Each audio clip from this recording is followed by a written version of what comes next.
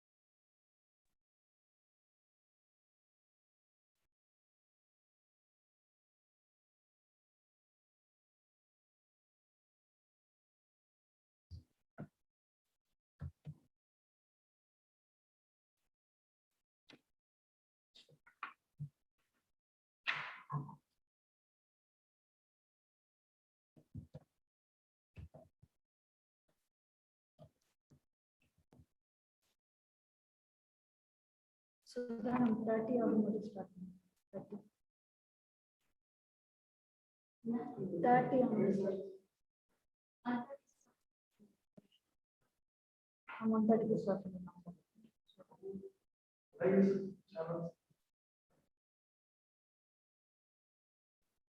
அலைஸ்ன்றதான் sir இப்படி போட்டிருக்காங்க. Alice ரெண்டு நேம் கொடுத்துருக்காங்க. ஏபி அப்படின்னு போட்டிருக்காங்க. ஏ பார் பி அப்படின்னு சொல்லி போட்டிருக்காங்க. அப்படியே இருந்தாலும் சங்கீதா ஒரு ராஜா அப்படிச்சு சார் இது பண்ணி பார்த்துக்கிறேன் sir. Alice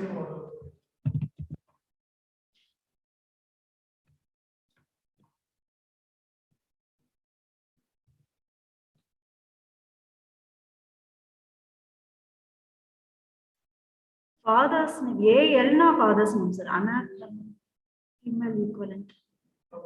Female equivalent in Rukada, sir. Female equivalent in Rukada. Ama, sir. Power grade.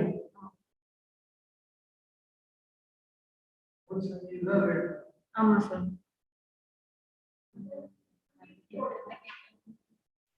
Name வச்சு கேக்குறாங்க. நேம் ரெண்டு நேம் கொடுத்துருக்காங்க. நடுவுல ஏபி போட்டுருக்காங்க.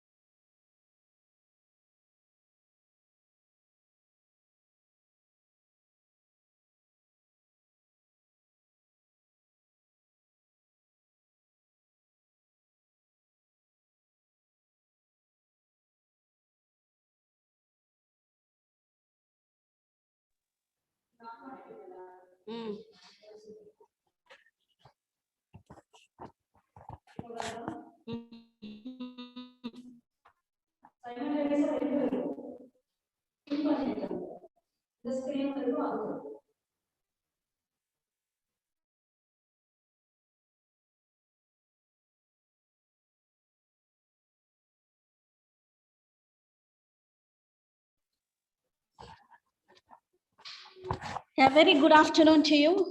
Warm welcome. Immaculate Lord of Grace, pray for us, help us today. You hope of the human race. Sri S. Ramasamy Naidu Memorial College, Department of English, in collaboration with University Malaya, Malaysia, Faculty of Languages and Linguistics, Arts and Social Sciences, organizes an international faculty development program on a pedagogical shift from text to hypertext, language and literature to the digital natives. The convener, Dr. B. Ajanta's outstanding work is truly above and beyond for stepping up and getting this done for us. Dear Ma'am, kindly welcome the eminence.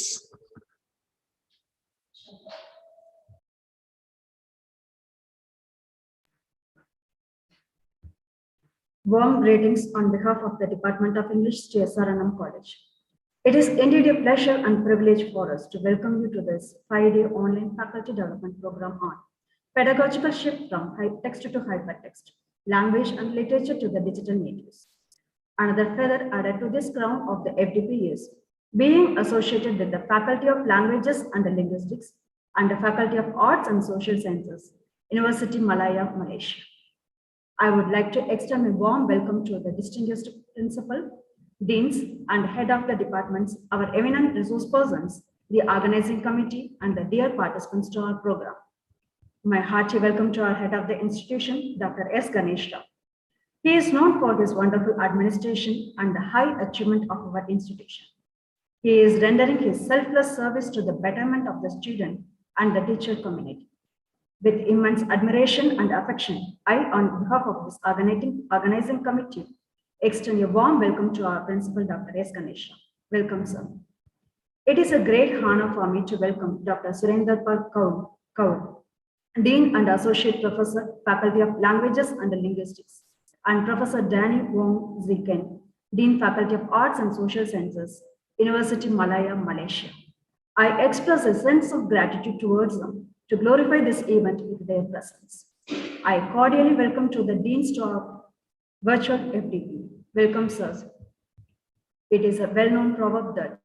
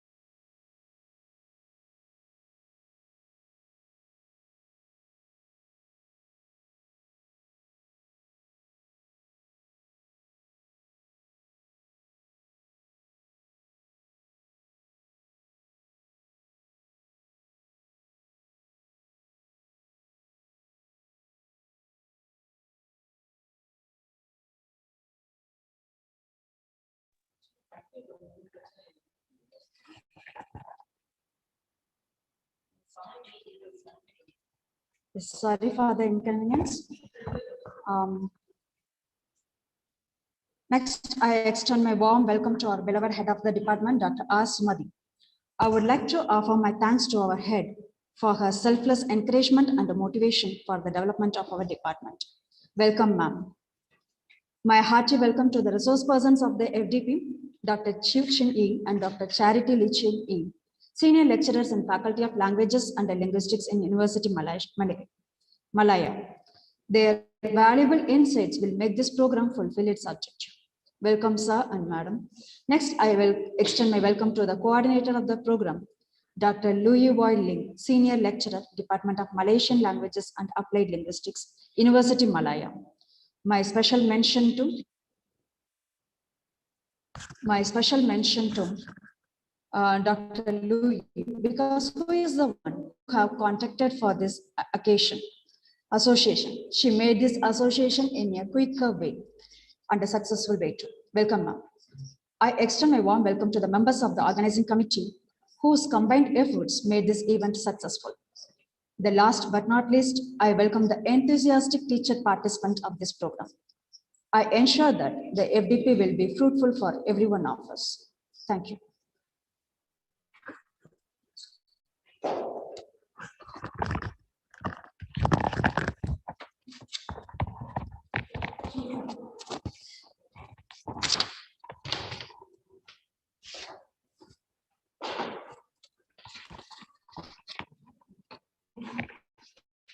Our principal's actions inspire us, dream more, learn more, do more, and become more.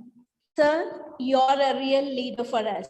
Now we have Dr. S. Ganesh, Principal of 3S R&M College, Satu, for presidential address. So please.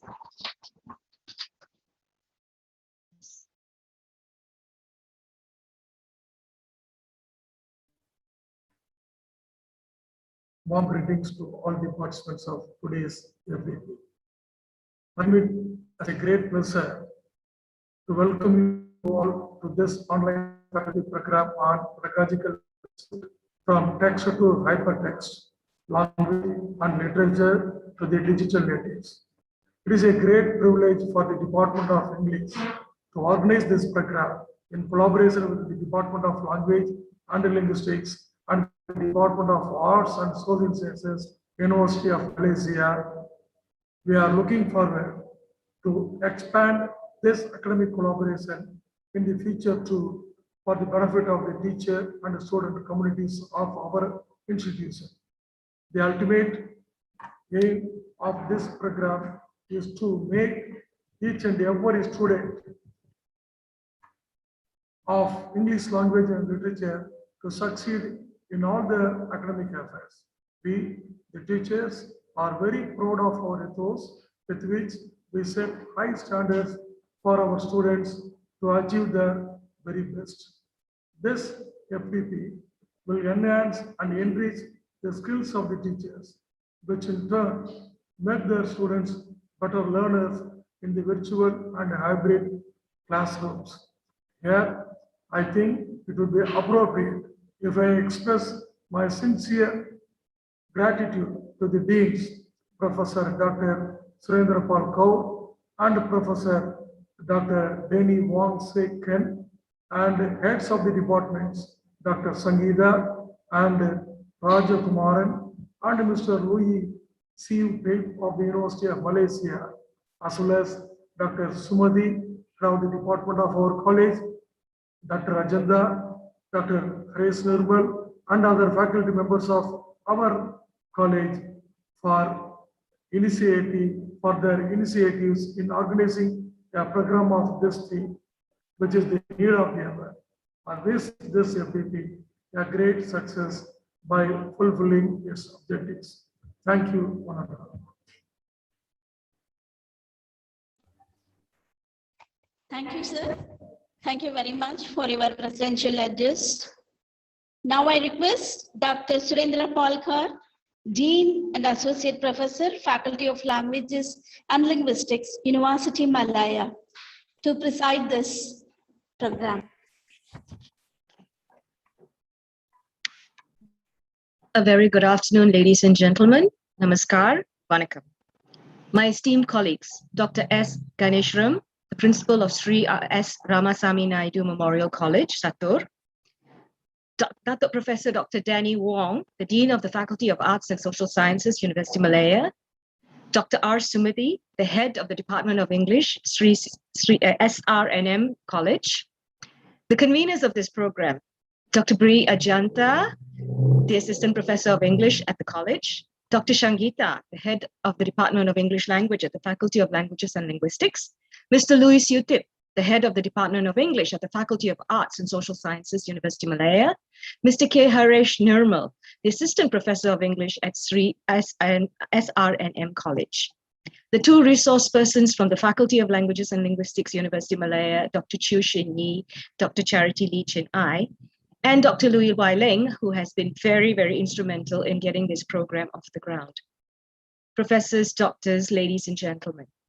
Greetings from the Faculty of Languages and Linguistics, University Malaya. It gives me great pleasure and honor to be here to give you the presidential address at the International Faculty Development Program organized by the Department of English, Sri S. Ramasamy Naidu Memorial College, Satur, in collaboration with two faculties at University Malaya, that is the Faculty of Languages and Linguistics and the Faculty of Arts and Social Sciences. I would like to convey my sincerest thanks to Dr. S. Ganeshram, the principal of the college, Satur, for his tremendous support in putting together this engaging program for the International Faculty Development Program called A Pedagogical Shift from Text to Hypertext, Language and Literature to the Digital Natives. I'm also very pleased that my colleagues from University Malaya have kindly agreed to come on board this very meaningful and aptly timed program. Thank you to Mr. Philip Louis and the rest from the English department, Regina and others, the Faculty of Arts and Social Sciences, which is under the leadership of the very able Professor Dr. Danny Wong, as well as Dr. Chiu Shin Yi and Dr. Charity Lee, my colleagues from the Faculty of Languages and Linguistics. Both these faculties at UM offer subjects related to literature, languages, and linguistics. We are very proud of our QS subject ranking, in which we are ranked 62nd in English language and literature and 85th in modern languages, and we're in the top 150 in linguistics. For me, this shows that the quality of our programs, as well as the commitment of our staffs to research in this team, in these fields, is very, very great. Ladies and gentlemen, digital technology has been an integral part of University Malaya for many, many years. Our online Moodle-based platform, known as Spectrum, has been used very effectively to facilitate teaching and learning. We even have a mobile version of this platform which can be installed onto the students' gadgets. has always been committed to online blended learning and has increased the pace of online connection over the years. Now, it will be no lie to state here that many at are very comfortable in the digital world. However, the unprecedented challenges posed by the outbreak of the pandemic, COVID-19, has forced us all to become transformed into digital natives.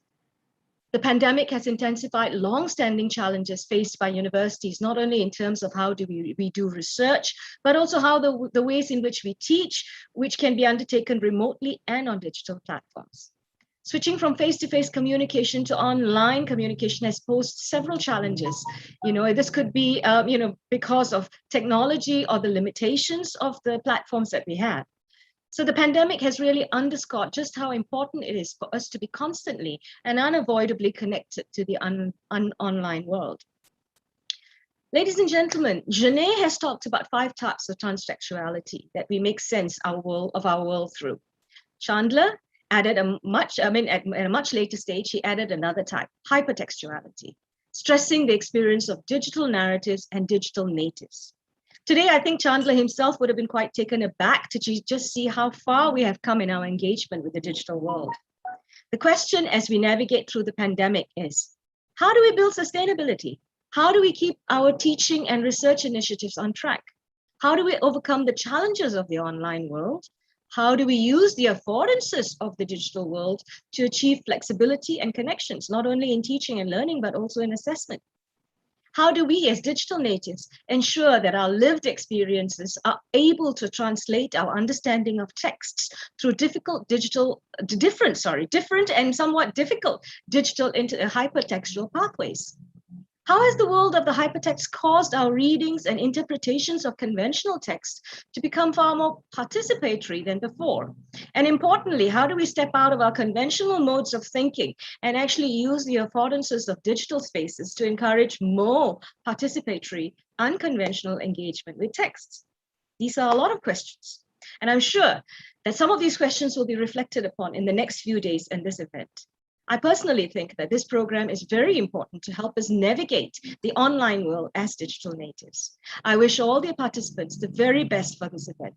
I know you will enjoy the program tremendously and will definitely not only learn a lot from it, but also be able to connect and network with one another. I wish you all the best. Thank you. Shukriya. Rumbanandri. Thank you. Thank you, ma'am. Thank you very much for your versatile presidential address. Now, I request Professor Dr. Danny Wong-Siken, Dean, Faculty of Arts and Social Sciences, University Malaya. Please. I request Professor Dr. Danny Wong-Siken to deliver presidential address.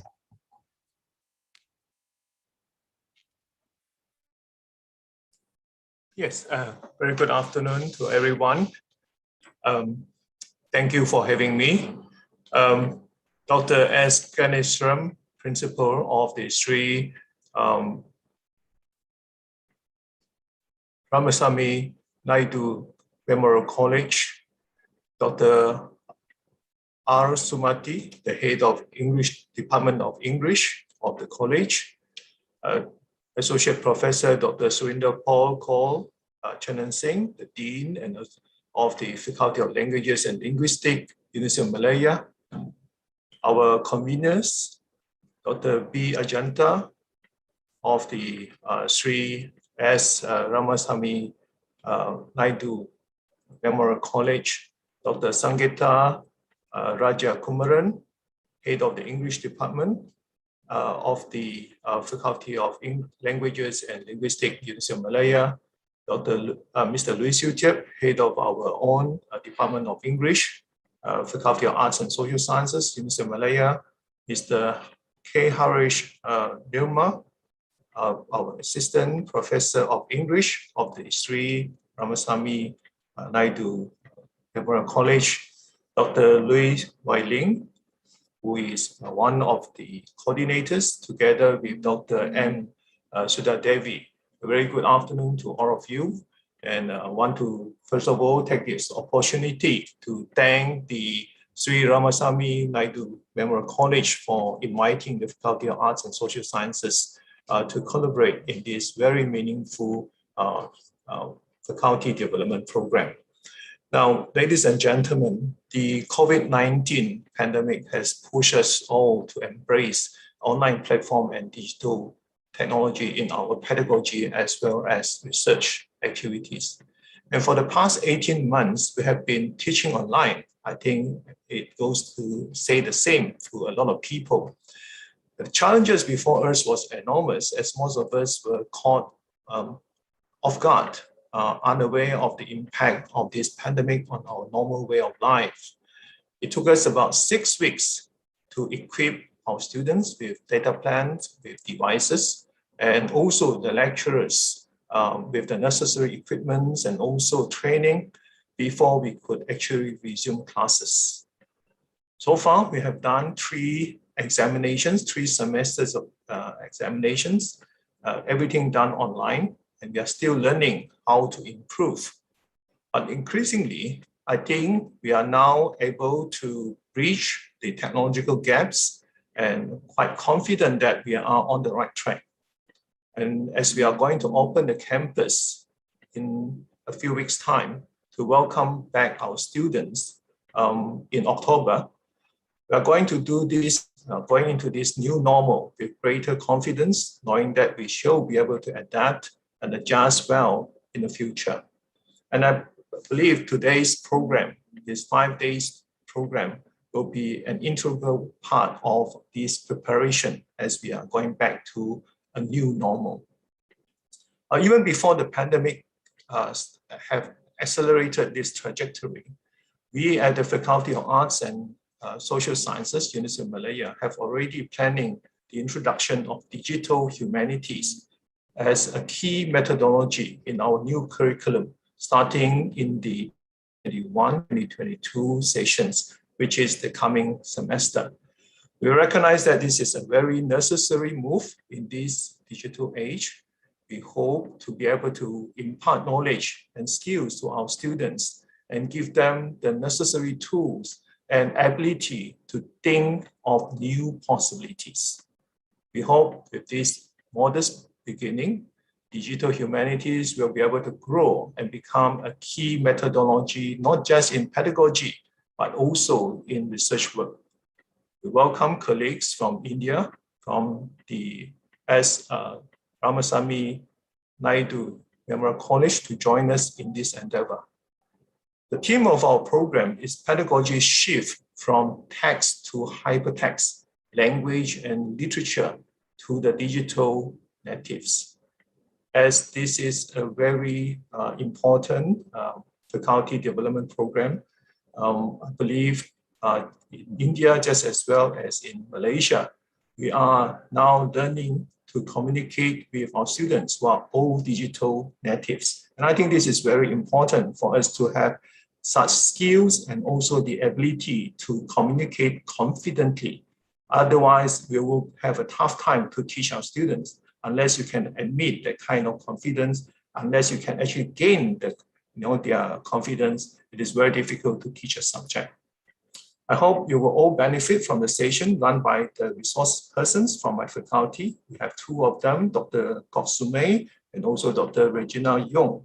And I'm very happy that they were given this opportunity to share their knowledge and expertise with all of you. And once again, we at the University of Malaya are very thankful for this opportunity to learn from your experience in India. And I wish all of you a very fruitful program in the few days to come. Thank you very much. Thank you, Professor Dr. Danny Wong, for your meaningful presidential address.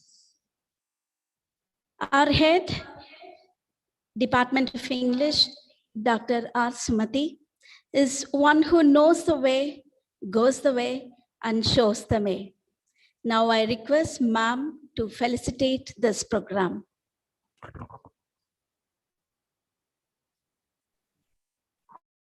Ladies and gentlemen, good afternoon to all.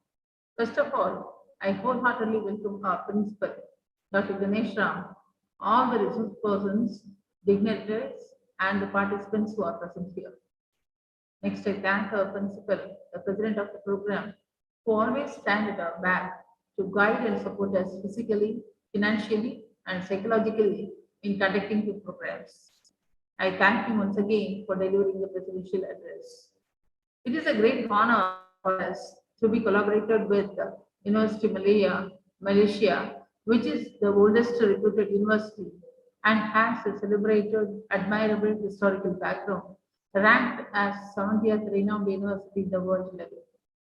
I render my sincere thanks to the Faculty of Languages and Linguistics and the Faculty of Arts and Social Sciences, University Malaya, Malaysia, for their concurrence to join us in organizing this 5-day international faculty development program.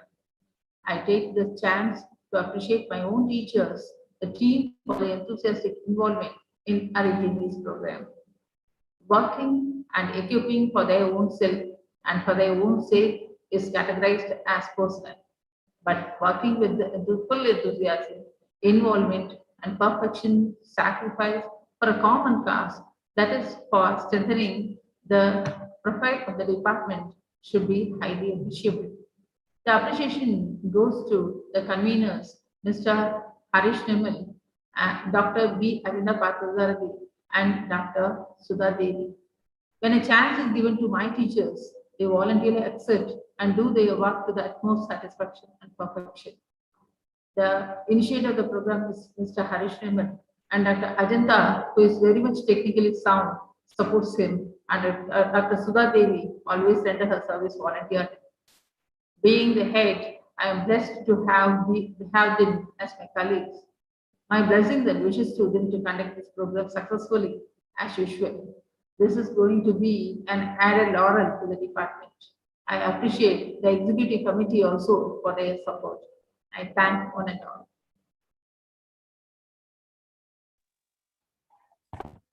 Thank you, ma'am. Thank you very much for the blissful and elaborate felicitation address.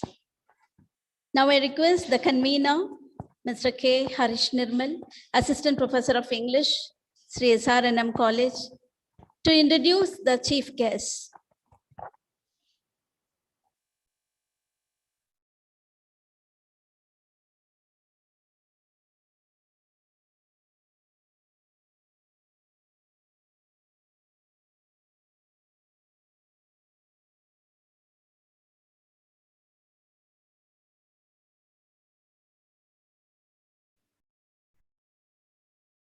Good afternoon, everyone. It gives me much pleasure to be the chief guest for today's program. Charity Lee. Charity Lee is currently a senior lecturer at the Faculty of Languages and Linguistics, University of Malaya. The main areas of research include narrative analysis and discourse analysis, particularly involving social practices surrounding migrant and vulnerable groups, as well as narrative methodology. Her research also includes communication practices in media, politics, and healthcare. Some ongoing research projects include arts-based narrative research among refugees, doctor-patient communication, primary healthcare consultations, and the communication practices of journalists relating to the Sustainable Development Goals funded by Erasmus and the CPHC grant. She teaches German linguistics at the undergraduate level, source analysis approaches at the postgraduate levels. We are very much honored to have you for this program, ma'am. We welcome once again on behalf of the college, department, and the conveners. Thank you. Over to you, ma'am.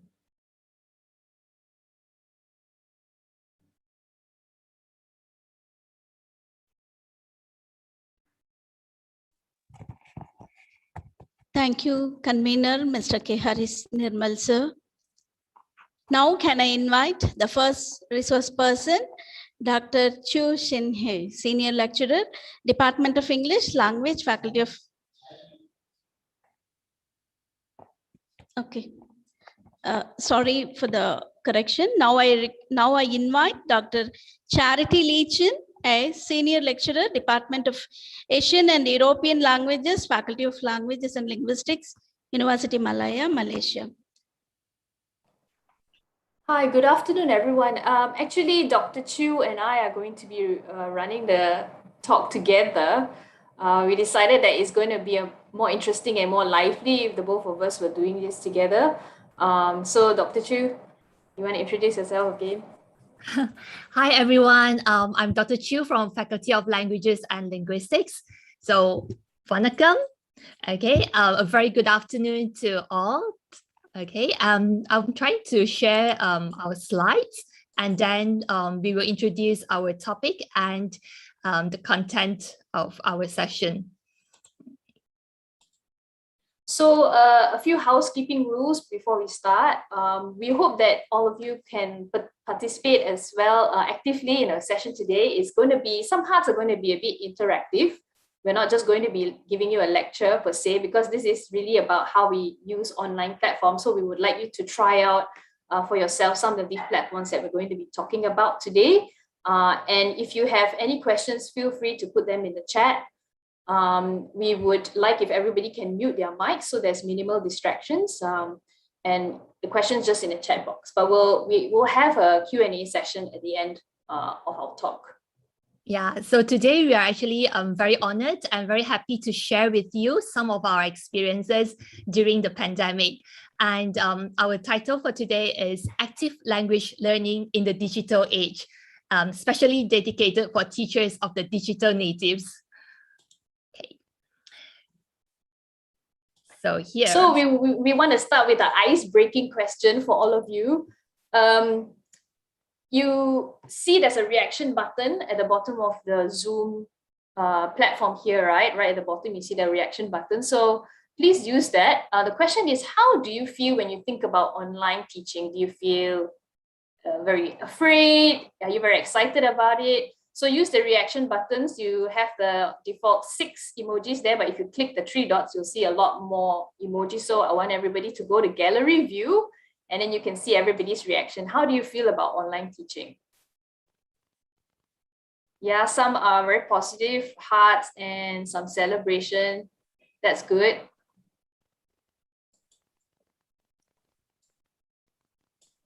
Any more reactions from the rest of the participants?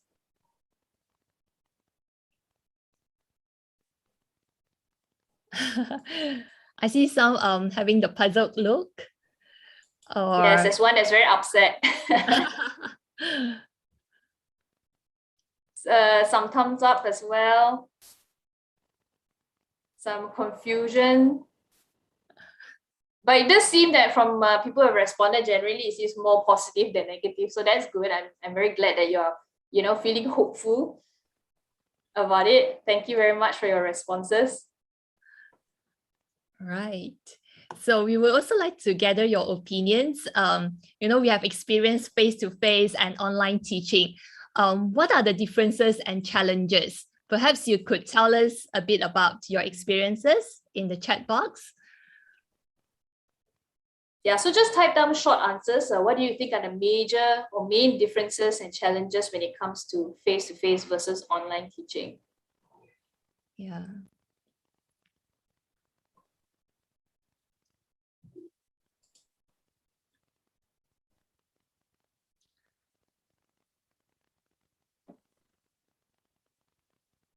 Yeah, so some responses are coming in, so it's difficult to monitor the students. Yeah, we can't establish eye contact with them, especially when everyone's cameras are turned off. Yeah, exactly. Usually in online classes, we do not have so much cues, right? Like we couldn't see their body, the whole body of them. How are they sitting? How's their posture? Yeah. Yeah, assessments is also difficult. So how do you run online assessments and testing in a way that It's not going to encourage plagiarism or cheating. Interaction is something that is a big challenge. How do you encourage interaction, not only in the classroom, but also between the students? Completion of work. Oh, I saw a response. General discussion wouldn't get a place. Perhaps later on we will share some ideas. Discussion is not easy, right? Especially when it's online. Especially among undergraduates, I think with the master students, it's a lot easier to encourage spontaneous discussion, but with undergraduates sometimes, at least our Malaysian students are a lot more reserved, right? Yeah, a lot of them like to keep quiet. Okay, so keep them coming. A final ice-breaking exercise for all of us. I'm putting a link here in the chat. Please go to this link on Mentimeter. I'll share my screen so that you can see what's going on. Yeah. While Dr. Charity is sharing the link, I'm going to, kind of summarize what are the challenges that we face when we are teaching online. So spontaneity is one of them. For face-to-face classes, we have lots of, it's a very rich medium. So face-to-face is a rich medium. And it's so easy to create conversations. We could say, oh, you look tall. Usually people comment that on me, like, oh, you look tall. But if I'm sitting here with my students, they won't know, okay, how tall or how short am I? Besides spontaneity, there are also some other issues, okay? While I'm talking about that, you could also go to menti.com, www.menti.com, and use the code shared here. Then we will know, we'll have a better idea of what the platforms you use. So each person can enter maximum of 3. What are your top 3 platforms that you use or you're most comfortable with? And let's see what most. And later on, we'll continue with the challenges. Now we'll look at the platforms that you use. Zoom, like what we are using now. Teams, Google Classrooms. Google is very useful. Think about the teaching platform. So things like Zoom or Microsoft Teams and Google Meet are a conferencing platform. So which one is more specific to online teaching? Any more? How about quizzes? Do you use any websites to carry out your quizzes?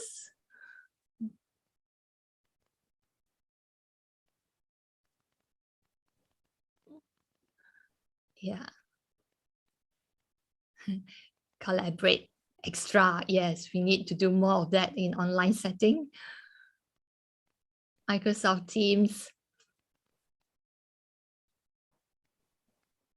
Keep them coming. We are waiting for more. So this one will just, you can take your time to think about it and we can show you the results later on as well, so you get it. I think we can move on to the next bit, right, Shini? So I'll go back to our slides.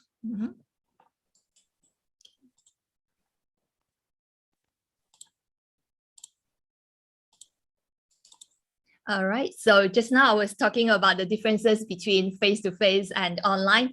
Face-to-face is so easy to create conversations. And also when we look at face-to-face and online, we have lots of different types of noises and distractions. In the class, you will hear a teacher say, hey, you keep quiet, all right? Stop talking. But when it's online, it's so quiet. Suddenly it's too quiet for us.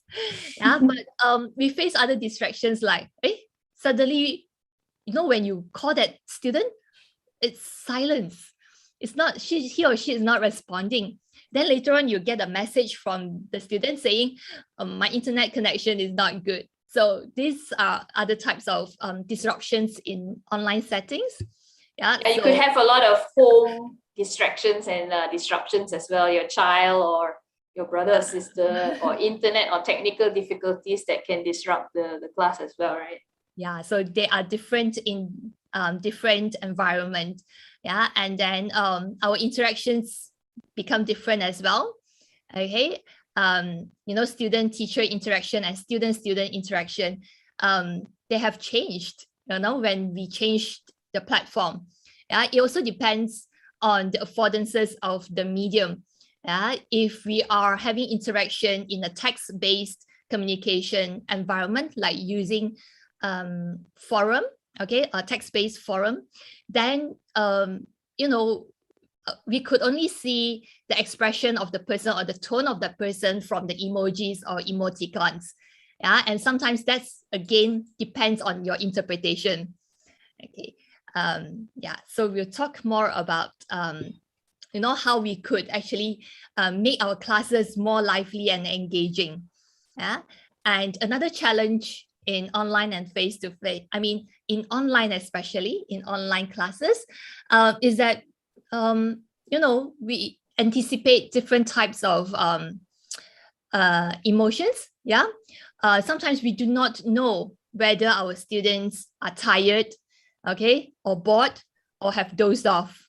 Okay. Yeah, so when we are physically in a class, we can actually read the room quite well. We can see physically what's happening with the student, if they lost their interest or if there's a distraction, and we can gauge the energy in the room. And this is something that we don't have access to when we're teaching online, because most of the time, as we see today, the cameras are turned off. So we just have no way of knowing how the students are doing, whether they are tired and whether the interest has dropped off. So sometimes it's not entirely the teacher's fault. Yeah, it could be the medium. All right. But it's still okay. As teachers or lecturers, we could play our part to make use of the medium, understand the medium, and how to utilize it effectively for our teaching and learning. Okay.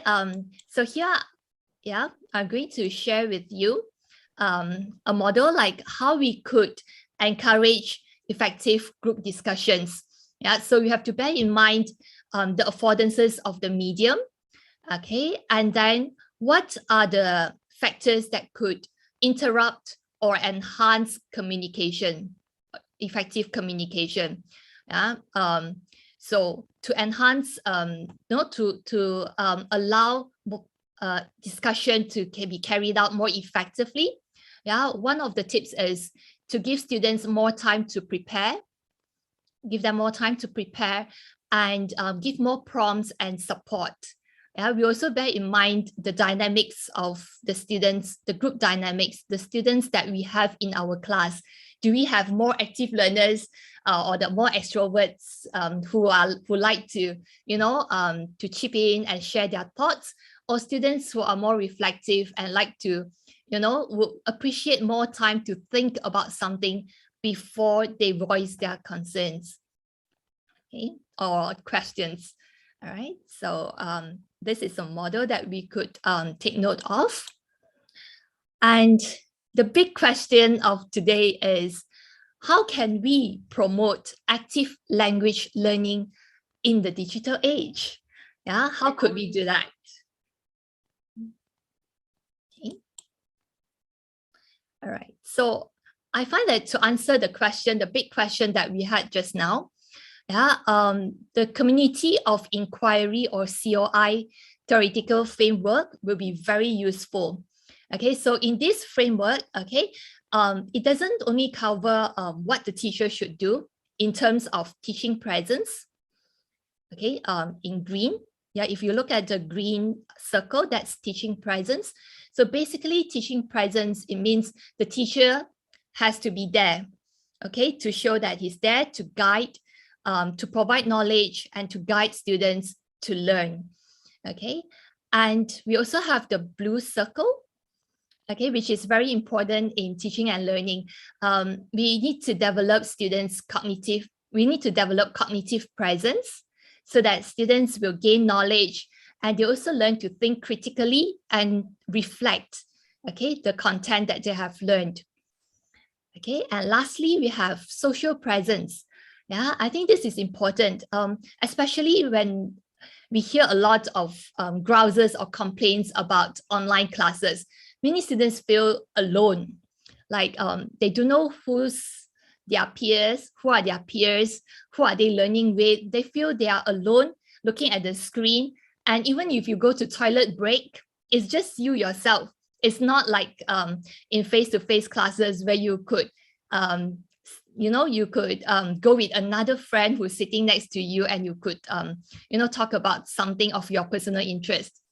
Yeah, so developing social presence is quite important in online classes. Yeah, and besides developing these 3 types of presences, yeah, we also need to note the communication medium that we are using. Yeah, as we have discussed just now, there are quite a lot of differences between online and face-to-face environment. Yeah, and then our educational context. Yeah, so for us here, we are quite similar. We are interested in language and literature.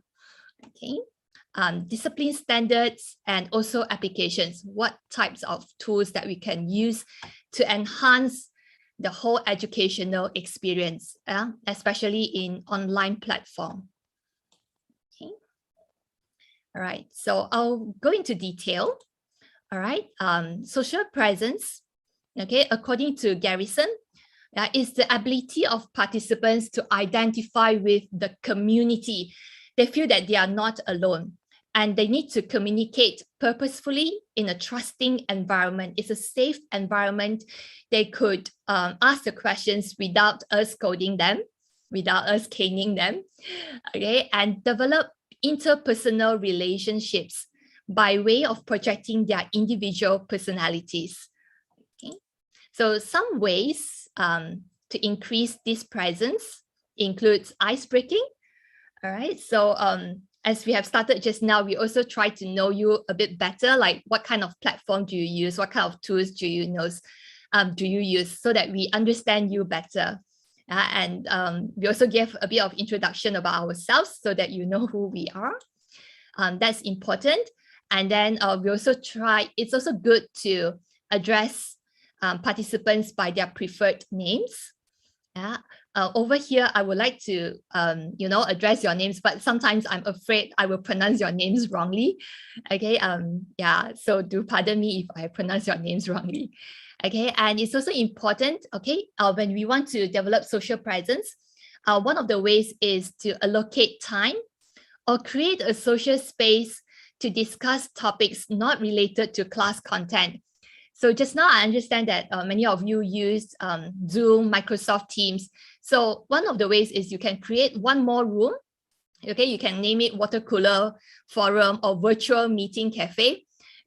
It's just like them going to the canteen to talk about something else rather than the class content. Yeah, this is for them to develop interpersonal relationships. Okay, and try to make the class positive. We can use emojis, memes, and humor to help us with that. Okay, so these are some examples. Okay, I use different ice-breaking activities for different classes. I'm still experimenting as well. So here in this class, language acquisition class, I asked the students to upload a video to introduce themselves. Yeah, how do they pronounce their name, and what is something interesting about them that we should know. Okay, so here I gain a better understanding of the students I have, and if they have uploaded their videos, I could also comment and ask more questions. Okay, for the other class, social dimensions of English, then I use Padlet. Okay, Dr. Charity will be showing a demo of how to use Padlet later. So here, the students will upload a very nice picture of themselves. Okay, and then a short introduction of them. Yeah, then you can click like or love or comment. Yeah, and this is another class. What I did is I use Google Slides. So I have an example of me myself. Yeah, it's one way of me introducing myself to the students as well, and then asking the students to duplicate my slides but changing the information and the picture. So on the left, it's the instructions that I give them in Telegram. So Telegram is like WhatsApp. We have a group chat. Yeah, so I send it to them for them to work on this. And then in the class, everyone will present about themselves. Yeah, so this is the slide that's going to be used in a synchronous class or a live session. Okay, and when we talk about developing social presence, it's very much relevant to social presence theory, which is proposed by Short et al. In 1976. So he mentioned that in a face-to-face setting or face-to-face classes, we could actually show high social presence, and it's easier to form common ground, and they are usually more effective for relational communication.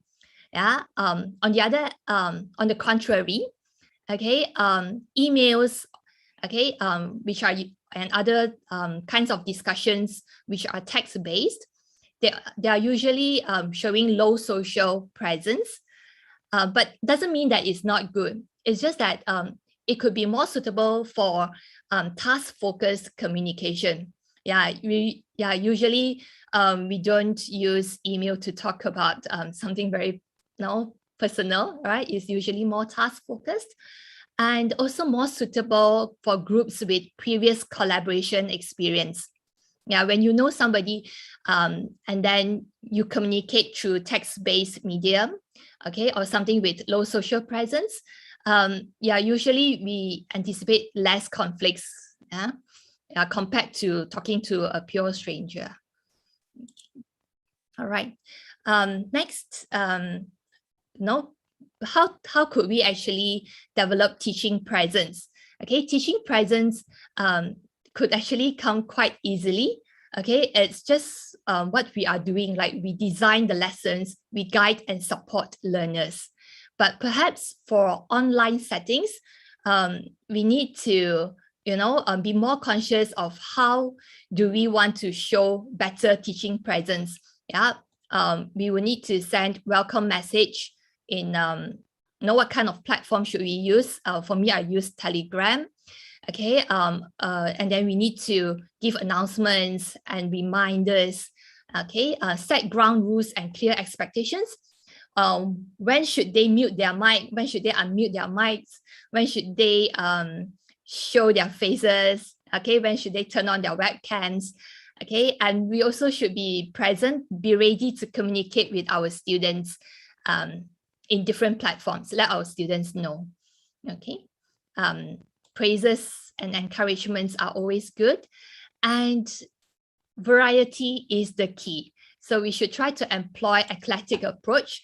Okay, if it's online, just looking at the screen, you get bored.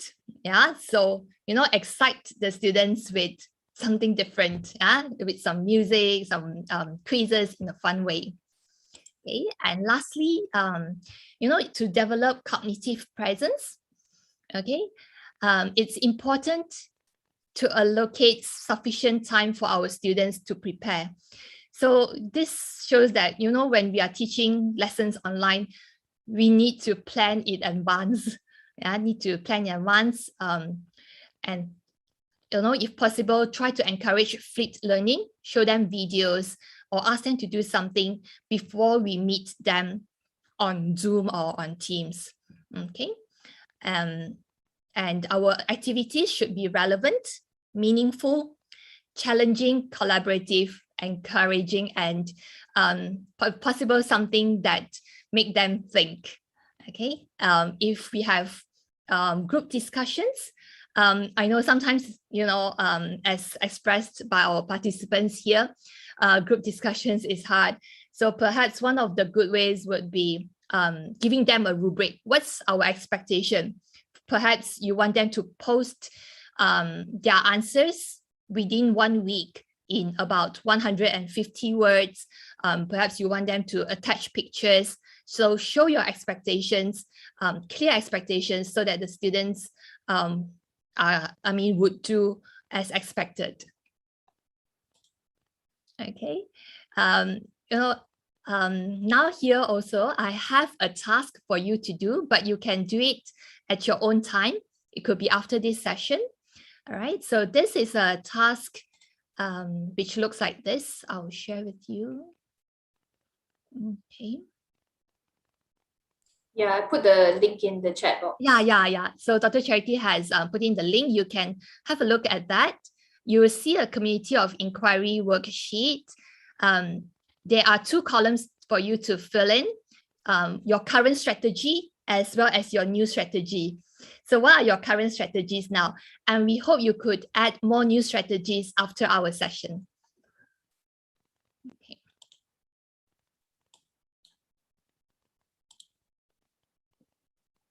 Right. Okay. Yeah, so this worksheet is for you to download onto your computer and then work on it at your own pace. So now that we've got a little bit of a theoretical framework behind us to support us in terms of thinking about how we want to look at the way we're going to deliver our teaching or education experience to the students, let's think a little bit more practically about how we're going to plan our lessons. So a question that I want to pose to you, you don't really have to respond in the chat box unless you want to, but just for you to think about what you feel. The question is, how does planning for online classes differ from face-to-face classes? So I'm not sure how much online teaching all of you have done individually, but I'm sure all of you have experience with teaching face-to-face. So when you have planned your face-to-face classes in the past, how does that differ from trying to plan an online class? So maybe 30 seconds to think about that. Yeah. And just for the next 10 to 15 minutes, I'm just going to talk about some practical tips based on my experience and Shini's experience as well. We've got 3 semesters of teaching online and been trying every semester to improve on the next. So these are some of the things best practices that we've collected along the way.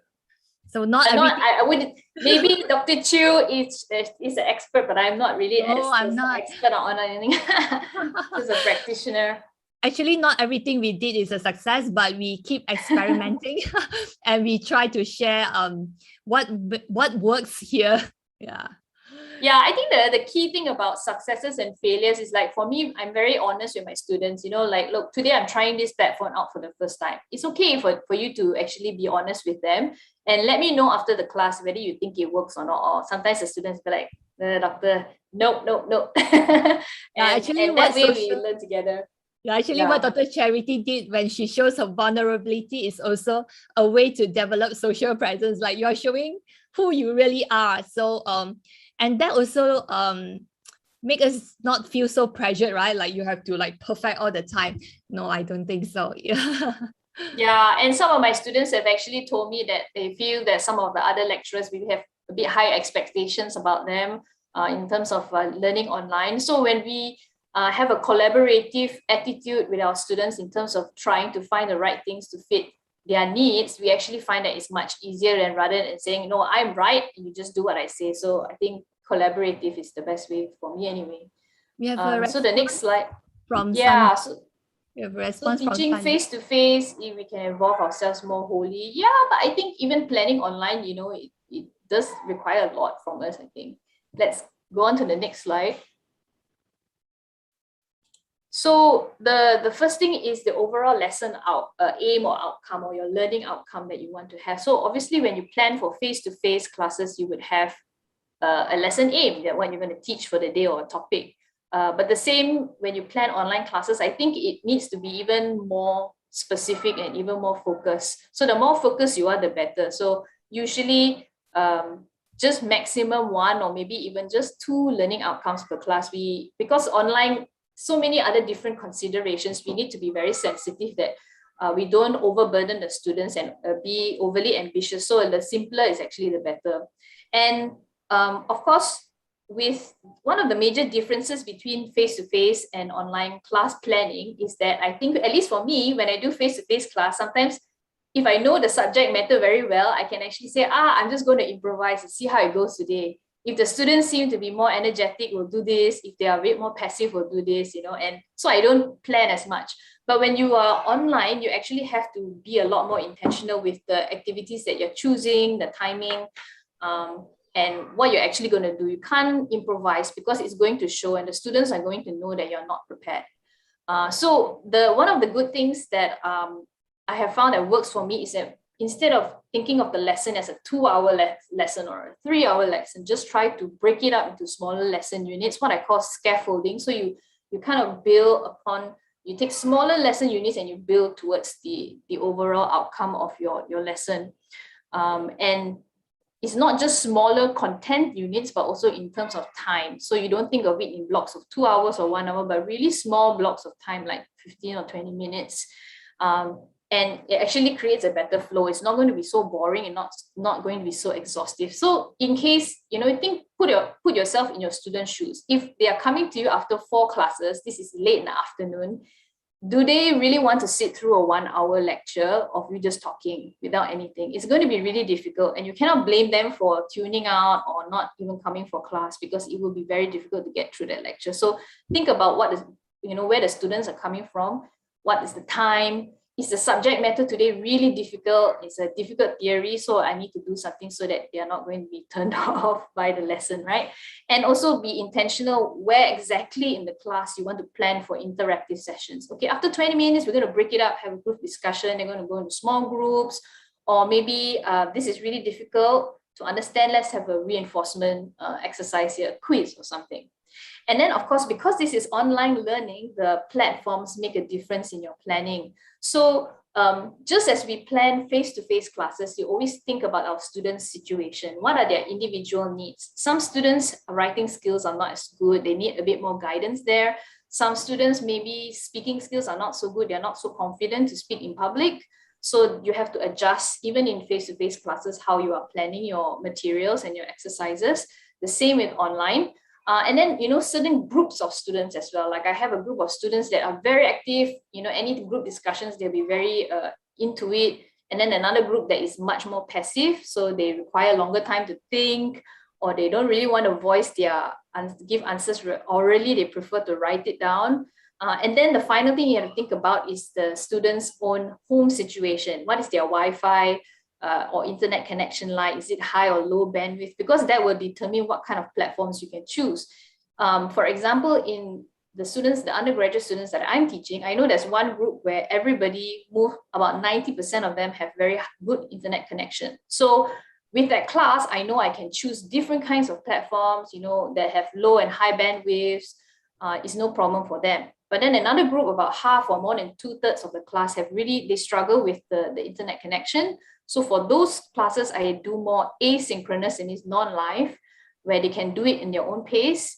And I make sure that I choose platforms that require very low bandwidth. So things like using Telegram or WhatsApp, text-based communication doesn't require a lot of data, as opposed to like Zoom here. Zoom is very high bandwidth. So you've got to think about your students as well, where they're coming from and whether they can cope with the technology that you are trying to get them to come with you on, right?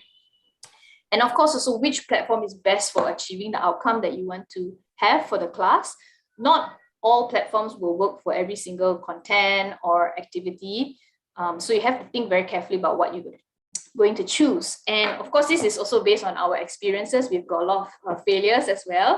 And also along the way, some things that we feel work best for our own teaching style. And then maybe an advice that I can give you just based on my own personal experience, the question sometimes they ask is, how many different platforms should we use in a single lesson? Some of my colleagues prefer to just stick to one single platform the entire way. That's fine. Some people they prefer a lot of diversity. But for me, generally, I personally feel like maximum 3 or maybe even 4 different platforms in a single lesson, 2 or 3 hour lesson is actually more than enough. Anything more than that, it's a bit hard for the students. And then finally, how much time is needed to complete the task on the individual platforms. So some of them will require more time than other platforms. Next slide.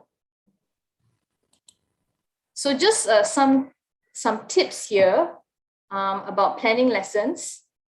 Again, as I mentioned, some synchronous or live platforms might require more time. So I've made this mistake before when I plan. I think 10 minutes should be enough for this activity. But then after that, when I do it in class, it takes double or triple the amount of time. And then, so I know, okay, next time I need to budget in much more time for this platform for the students. What else do we have? Yeah, and then sometimes you have so many different factors. You have students with different bandwidths, internet connection. Then you have students who maybe respond differently. Some students are much more vocal and more verbal, and they're quicker to respond. Some students like to reflect much more. They can't give you so immediate responses, so they're a bit slower in responding because they want to reflect on the answers. So I found that sometimes if you have a mix of these kind of students, there's too much time spent waiting for slow. I don't mean slow in brain, I mean slow in responding, whether it's because of technological difficulties or whether they're just their personal style. And this will drain the energy of the other students. So you have this class flow issue, right? So I'm always thinking when I plan a class, how do I avoid this problem of having the so-called slower students like drag the lesson down? And what can I do to avoid that?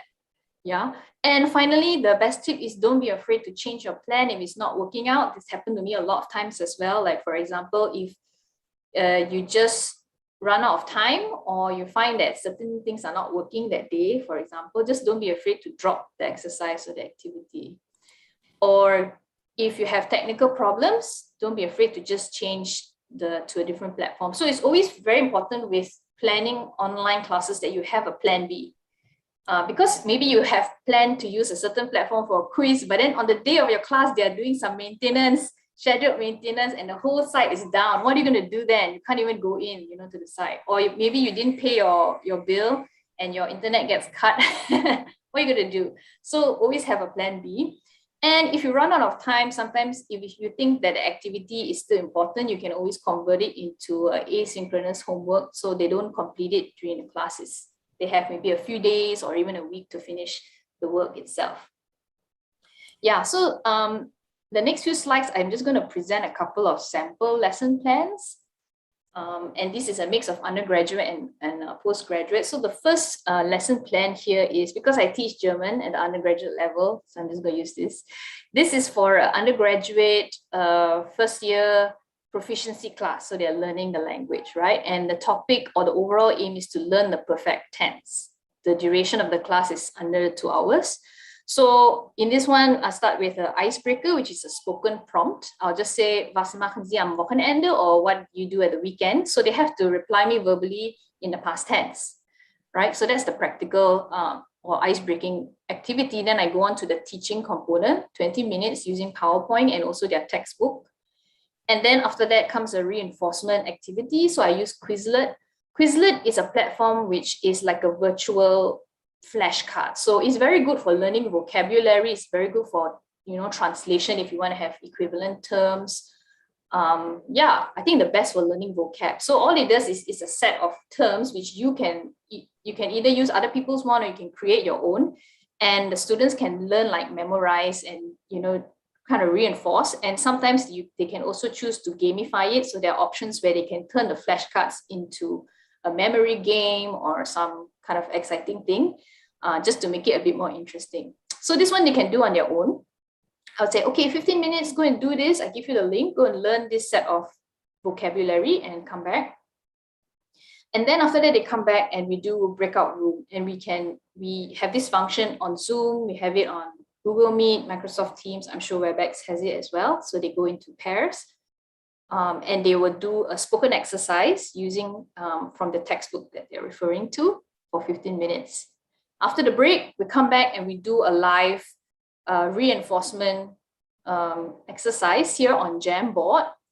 And this one is on the sentence structure in perfect tense. So for German, at least, sentence structure is quite tricky and quite complex. So we need to focus on how do you actually use a past tense in different sentence, like is it in the main clause or the subordinate clause? In a complex sentence, it's different. Yeah.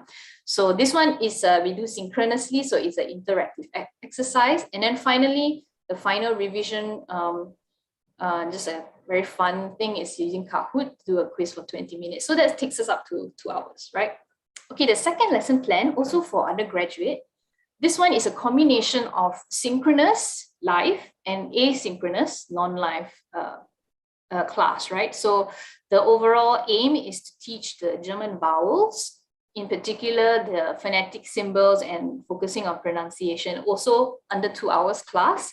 So this one I will start with a poll, Mentimeter, like we did today, with one prompt, and then they're supposed to respond.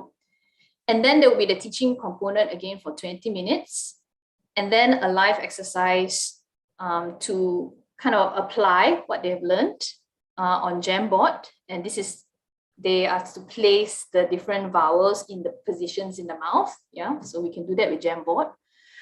And then after that is a series of spoken exercises. So this one, they will do it on Padlet. And later on, I'll show you a demo of how you can do oral exercises on Padlet.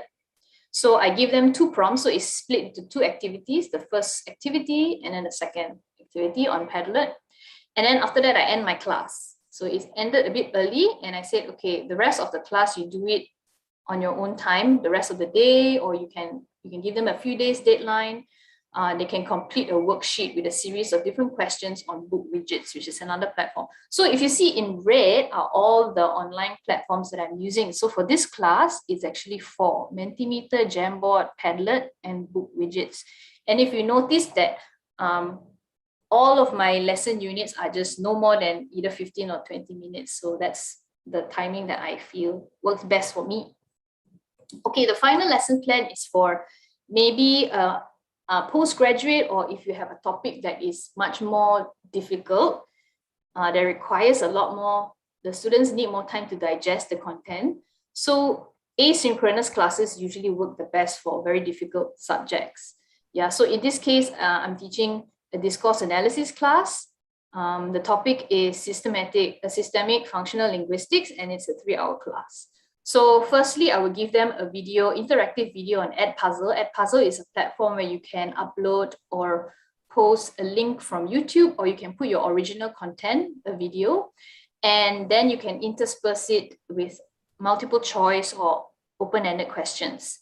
And so the student is not just passively watching the video, they also have to answer questions as they go on. So it requires a lot more thinking and active participation on their part.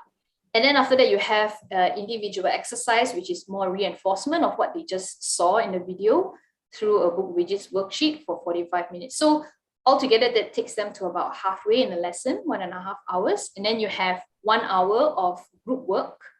I like to use this exercise. This is similar to what Dr. Chu did just now with the intro exercise. So it's called thin slides. Thin slides means you divide your class into groups, small groups, maybe 5 or something, and you give them very clear instructions to say, okay, each group is supposed to summarize or present a particular content. So you assign parts of the content to them, using only 1 slide or even maximum 2, but usually I go with just 1 slide. So it forces the student to be concise, to be critical in how they condense the information effectively, so they can present it to an audience in an understandable way. So it's a good exercise to force them to actually apply the content that they have just read in a very critical and reflective way.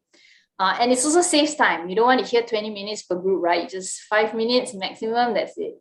Then you were done in half an hour, right? Okay, then finally, an individual reflection on Padlet, where they write down their reflections on the lesson with a prompt that I will provide. Yeah, so those are 3 examples of lesson plans that has a mix of either synchronous or asynchronous platforms. Okay, so at this point, I think we are up to a break, right, Shini? Yeah. Should we have a 10 or 15 minutes break? Participants, what do you think? I think 10 minutes, okay, right? And we can finish a bit earlier. Okay, so 10-minute break. Let's come back. Now it's almost 5:15, so around almost 5:25, we'll resume the next part of our session. Okay. See you.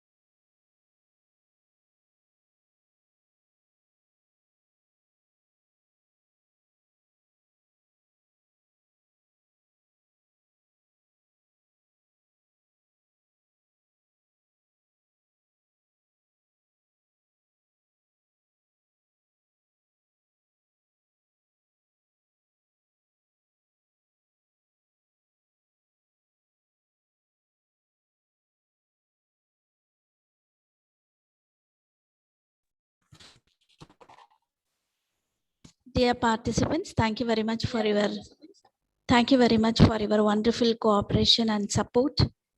I request you to be here sharp at 3 o'clock. 5:25 p.m. is their time. Our time is 3 o'clock. Please kindly get back at 3 p.m. Thank you. Yes.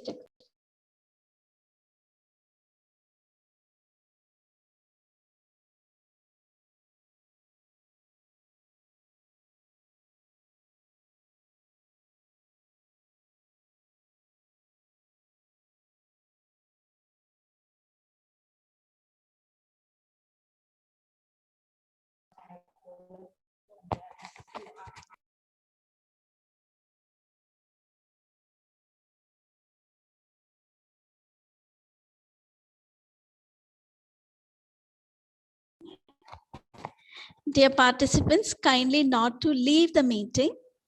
Be in the meeting, please, because a few of you have left. I request you to be in the meeting, please.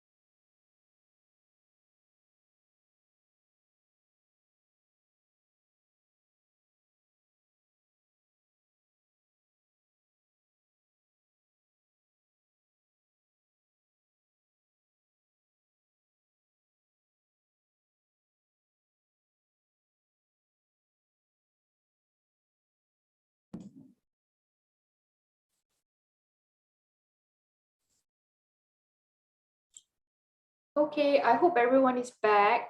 Hi, welcome back.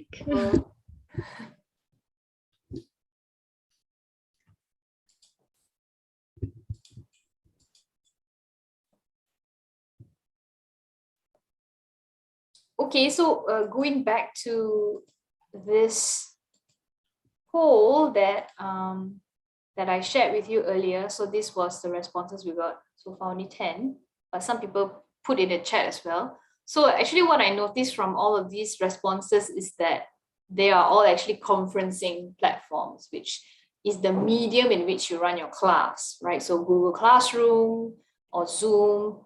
Well, Google Classroom is not conferencing, but Zoom, Google Meet, Learning Microsoft management Teams. system. Yeah. So these are the ones that you actually use to run your class, and most of them will be live classes. But what actually we are going to be focusing on is teaching platforms. So not really these ones. Yeah. So this is a given already. So now we're going to Dr. Chu and I are going to have a discussion about some platforms which we either have experience using or know about. If you have any questions about it, you can always put them in the chat box. But don't worry, after the talk, we will give you alongside the slides, we'll also give you a document with all the links to all the platforms that we're mentioning today. So you can always go and explore them on your own. And we are also going to give you information about which ones are free and which ones you have to pay for. Yeah. Okay, let's get into it. Just give me a minute. So we'll focus more on the free ones because those are the ones that we are using as well. Yeah, and I think probably for all of you, you also prefer to know more about the free platforms, right? Okay, so we're going to talk about all these lists of platforms here. You see quite a number, I think more than 20, maybe under 20 platforms. 16. Yeah, and we're going to talk about in terms of how are they most useful for asynchronous or synchronous teaching. So asynchronous again is non-live and synchronous is live teaching. So let's start with Padlet. What do you think, Sunyi? Is it more for asynchronous or for synchronous? Asynchronous because it allows students to think and then to post replies to the questions that you have. I think it's very good for asynchronous lesson. Yeah, that's you can use it during your live class as well, no problem. But for me, I usually use it more asynchronously. Yeah, so it's basically like a notice board. We post the questions and students can respond. But it's quite unfair that Dr. Charity has 21 Padlets. I only have 3 free ones. I signed up much earlier. Right. So examples of other synchronous platforms would be like Flipgrid, right? What you use for your intro. You need students. Yeah, I have used this tool for intro. Yeah. So they can record audio or video responses to your prompts, and you can form groups, you can form classes within Flipgrid as well. But this one, of course, will require students to have a little bit higher bandwidth. They have to have a high enough or fast enough internet connection to do this. So it may not be suitable for all students. Or more data, right? So because they need to upload videos. Yeah, Book Widgets is another one that is very good for asynchronous. And I like this platform because this is something that I have used, and actually it's not free, it's a paid platform, but I feel it's good. That's why I've used it. What I like about it is on the back end, apart from all the quizzes and worksheets that you can give your students, you can also have it graded. So they will record your students' grades. So I've used this for graded assessments like tests and even oral tests. Because at the back end, either you can get the system to automatically grade it for you, or you can manually grade if it's an open-ended question or something like that, or essay question, you can even do that. And you can have a record of all your students' grades at the end of the semester, which can be used in your official documentation. So I like this one. Another example, this is kind of like Book Widgets, but the only issue is that you can't save the grade. So it's more like a fun assessment. It's just quizzes that they can do, different type of styles of gamification. Anything else? Another one that I like is blank space. So blank space, as the name suggests, is like blending all the different types of content into one space. So it's really good for asynchronous lesson because you can have your introduction, your one page for introduction. Then the next one is your objective, followed by a YouTube video, and then questions. When you have the questions, the students could also type their response in the chat box, okay, in the box next to it. All right. Articles, you can put in articles, anything, and then it will come in as one web link. Okay, you give your student one link and they could, access the videos, the quizzes, the articles, slides, whatever, slides, even your PowerPoint slides. Yeah.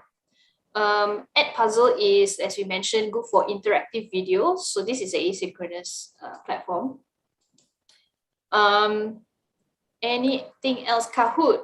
Shini, you like Kahoot, right? I do love to use Kahoot because of the music. It's really exciting and vibrant. I would love to use it for this session, but I found that it's only the basic or the free plan only allows, I think, 10 or 50 participants. Yeah, so if you have a small class, it's no problem. You can have unlimited. You can just go on the free plan. So this is basically a competitive quiz live. The students have to answer correctly and the quickest, then they get the highest point. So it's good for competitive students. Yeah. So the alternative that we use for today's session is quizzes. It's really similar to Kahoot. Yeah, we will experience that after this. Yeah. Yeah, then you have word wall is also actually quite similar to that. So these three Kahoot quizzes and word wall and actually Genially also, they have this similar function. And these ones are also examples of what we call polysynchronous platforms, because you can convert your live. If you don't want to do a live quiz, you can actually make it an assignment or a homework for students. So they do it in their own time after the class. Yeah, so it's quite flexible. We call it polysynchronous learning. Next is Quizlet could function as asynchronous, but it could also be kind of poly. But I will usually use it asynchronously. Mentimeter, like you saw today, is a synchronous platform, so it's good for. It's an example of a polling platform. So you just want to get very quick answers, or you want to get feedback from your student. How are you feeling today? Something like that. So there are a lot of other polling platforms out there. Mentimeter is just one of the examples. So this is good for synchronous quick answers. Padlet is something that I used to use, but then after that, my trial finished. And the paid plan is very expensive. But if your college, sometimes institutions can purchase an institution license and you could get it, through your institution. This one is very good if you want your students to interact with your slides. So you upload either Google Slides or PowerPoint, and the students will be given a link to a website hosted by Padlet, and you can choose the kind of questions that you want them or how they are going to interact with your slide. Either they will type in their answers or they will draw on your slides, but through Padlet. So this is a nice way of making your slides interactive. Okay, then we have Jamboard. Yeah, it's what we are using now. Okay, Jamboard is what we are using now. Yeah, so in the class we have whiteboard, but now we have Jamboard. Yeah, it's basically it's a Google Suites app, so by Google, and it's free.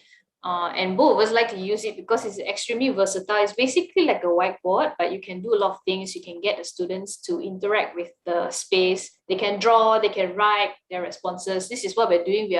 We uploaded pictures or images, and we can actually move it around. So if you share the link with your students, like here, and you make sure the link is set to allowing editing, then your students can all come in together. And later, Shidi will show you a demo of how that works.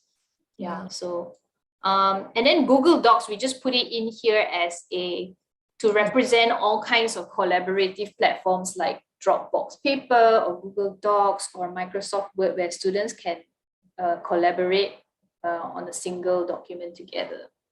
So this one, of course, can be done synchronously, or it can be done asynchronously as well.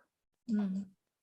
Okay, and then a second way that we can think about the platforms is in terms of their function. So when we are thinking about planning the class, usually in a classroom, we have three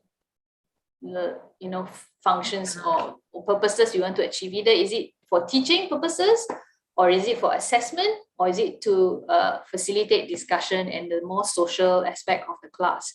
So how would these platforms fit into these three functions? What do you think?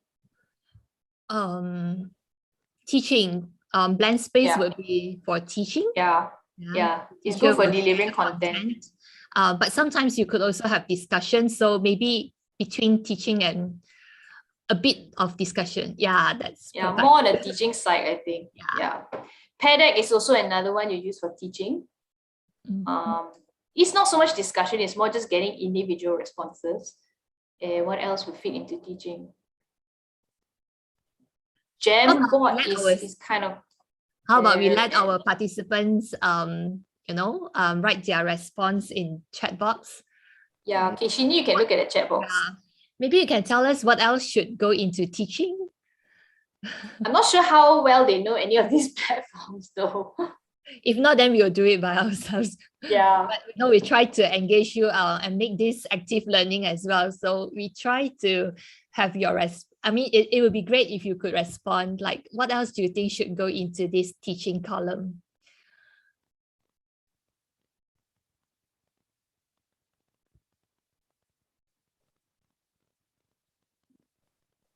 Any more actually, Charity? Yeah, there is. Shama, Shama said Jamboard is very good for teaching. Yay, good. Yeah, we love to I use it a lot to teach. Yes. Anybody else knows what might go into teaching?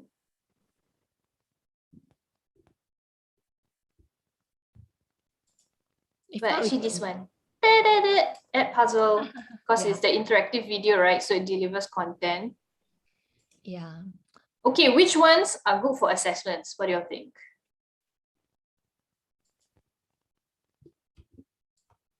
Yeah, so Kahoot goes in here under assessment. Anything else? It's actually great to know that most of our participants are aware of Padlet, Kahoot, Op Studio. Yay, good. Yeah. Yay. Yeah, but they didn't answer that in the beginning, which is what we wanted to know. Quizlet, the flashcards platform, will be good for teaching.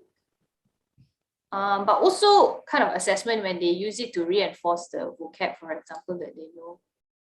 And Genially is also all these quizzes, quiz platforms will be for assessment. Book widgets is also for assessment. Anything else? Padlet, what do you think? Where do you think Padlet goes? For those who know Padlet. Gayatri, I think you mentioned that you are aware of Padlet. Yeah, could you let us know where should it go? How have you used it? Is it for teaching, discussion, or assessment?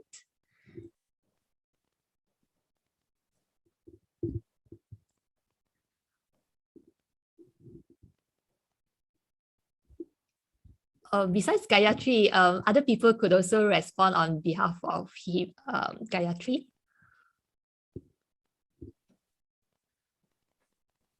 Okay.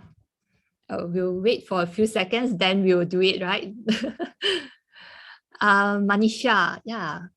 So we have Manisha responding. Shama, teaching and assessment. Word wall for assessment and teaching. Yeah, I could see how you could use word wall for teaching. I personally will use it more for assessment because it's kind of like these other ones on the top here. But, yeah. Flipgrid. Oh, okay, we were talking about Padlet, right? Google Docs for teaching. Never mind, we can do everything together. Google Docs for teaching. And discussion. It's good for discussion or group work. Word wall, assessment, and teaching. Yeah, that we have discussed, right? Okay, Padlet, I think it goes more under discussion. That's why. Gayatri has responded. Yeah, sorry for the delayed message. No problem. We know that's why we waited. So Gayatri thinks it's mostly for teaching and discussion. Padlet. Yay, good job. Yeah, it is more on the discussion side because it's really much more collecting responses, and so the students can collaborate on it. And then we have Flipgrid, Mentimeter for discussion and teaching.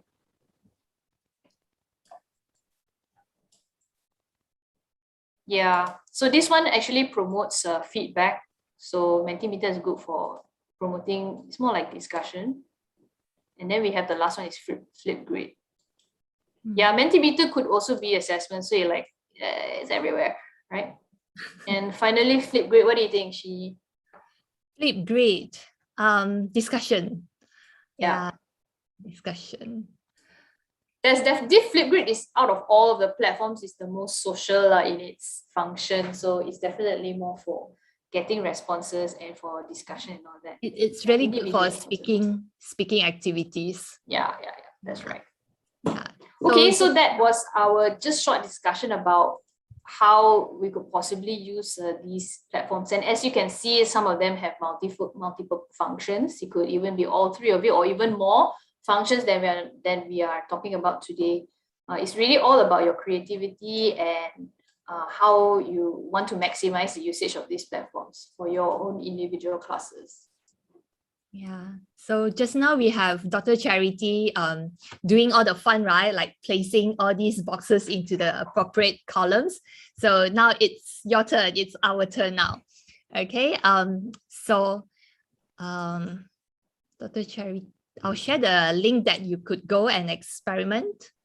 It's the demo one, isn't it? Yeah, the demo one. Okay, so everyone please click on this link. Please explain. Okay, while everyone is going over to Jamboard, I'll explain about book widgets. Maybe I can show you what it looks like. Let me just give me a minute. Yeah? I'm sharing as well. Yeah. Okay, so what you're seeing now is actually an exercise comparing face-to-face and computer-mediated communication. Yeah, so if we communicate in face-to-face, you know what are the features, okay, or the points related to face-to-face communication. So for example, okay, I have actually, there are actually a few people here already. Yeah, okay, and then imagine these are our students. Yeah, we can see some smart students have already put in have already moved the sticky notes to the appropriate columns. Well done. Okay, so we have the instructions and then we can have the sticky notes. Yeah, some have moved the whole board, but it's okay, we can move it back. Yeah. And we can see a lot of students playing with the different tools. So on your left, then you can have the pen, the eraser. If you have more points to add on, then you could as well. Okay. You have a few minutes to play with this. If you haven't joined this link, do join now. Okay. So after 3 minutes, then we will stop and discuss. Yeah, but now keep playing with it. Yeah, feel free to also use the text box function. You can even write if some of it is not included here. If you want to add image of yourself or add your signature. But make sure it's relevant. Okay. So we know some might, accidentally move the board, but it's okay. I don't have too many boards and I can fix it easily. Yeah, wow, very creative. Some change the background color.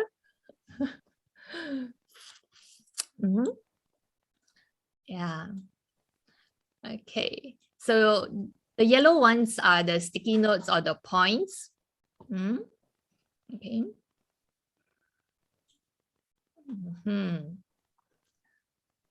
Yeah. So how many of us here? There are 10 here.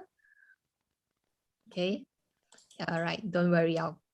Okay. Let me place the board back. Yeah. Okay. Yeah, so as you can see on Jamboard, because it's a collaborative whiteboard, it can get a bit chaotic, which is why if you are using Jamboard, it's quite important to be very specific about your instructions to the students. Yeah, like what are they supposed to move or not just touch? move the yellow sticky notes. Yeah, just move the yellow sticky notes. So sometimes I use this and I ask them to type in the text instead of using a sticky box. And I say, all your answers must be in black because I'm going to write in red so that they can differentiate their comments from mine. So just like examples of very specific instructions. So it's clear. Okay. If you want to add more points, you can go to the left and add sticky note. But if not, then it's okay. Right. So maybe we'll talk about face-to-face communication since we are more familiar with it. Yeah. Okay. Wow. Now there's rotation of the board. Okay. All right. Yeah, just move the yellow sticky notes. That's fine. Yeah, place the yellow sticky notes in the appropriate columns. But I know sometimes you might accidentally, click on it. So yeah, it's okay. All right. Okay. Gotta undo that. Yeah. Now my board has gone. So we better stop and discuss now. All right. So let's go. Undo it. Yeah. Okay. Let us have the board back. Okay. I'm going to undo set it. your background. Yeah. So normally what I do to avoid students shifting around instructions or tables that I don't want them to is I will create it in PowerPoint or somewhere and save it as a picture. And then I will choose set background. If you click set background, you will have a... Can you try clicking set background? Yeah, then you have the last one at the bottom here. Yeah, which is upload an image. So then you just upload the image that you created and then it will become the background which cannot move. So then you avoid students actually destroying everything. So now we see what happened, but never mind. I'm going to share it again. Yeah. So this is what we keep experimenting with it. Okay. Now going to just give me 1 minute. Yeah.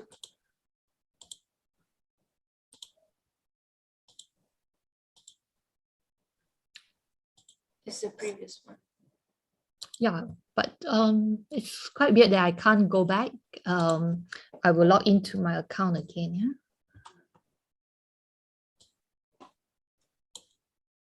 Oh, all right. Okay.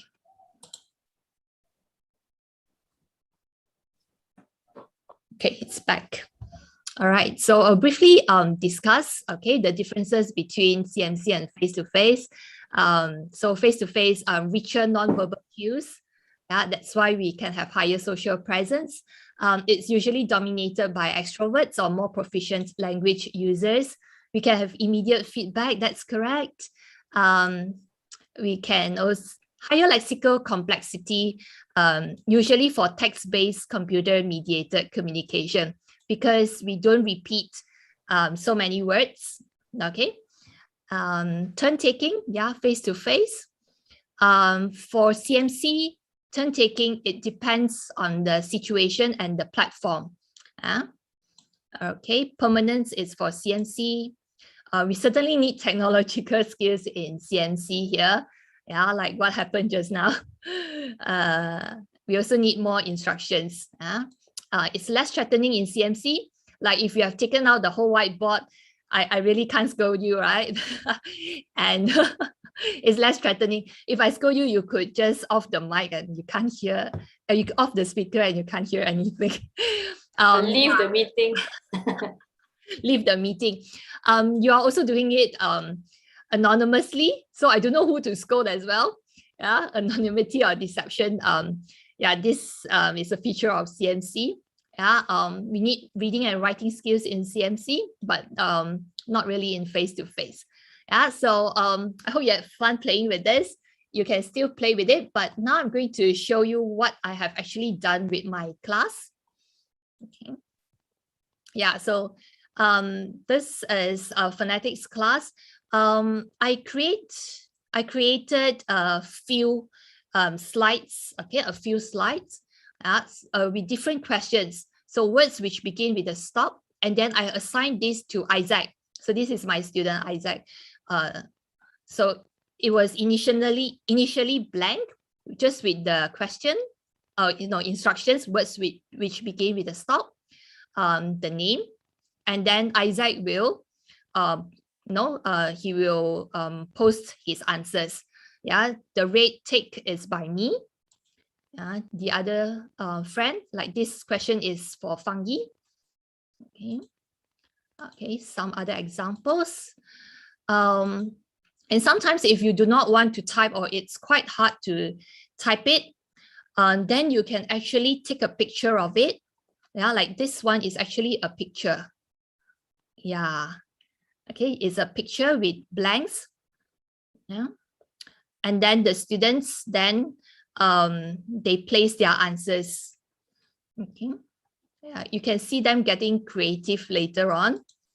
Yeah, I have students who love Disney characters, placing her favorite Elsa here. Yeah, if you have watched the cartoon Frozen. So this is by Hannah and Intan. Yeah, what they have done. They also have some cute little posts here. Sorry for the ugly handwriting. Okay, and I could also explain. Yeah, constriction, what does it mean? I can type it. Yeah, and after the lesson, usually after this, then the students keep clicking, and that's why I have 19 slides here, but I only have 10 slides. And after discussion, I could actually share, download as PDF, share or download as PDF for the students. Could also make a copy and download as PDF so that they can't change it anymore. So this is demonstration of Jamboard. Yeah, so next, Dr. Charity will share about Padlet, right? Sorry, there was a question about book widgets. I can show that very briefly, what it looks like.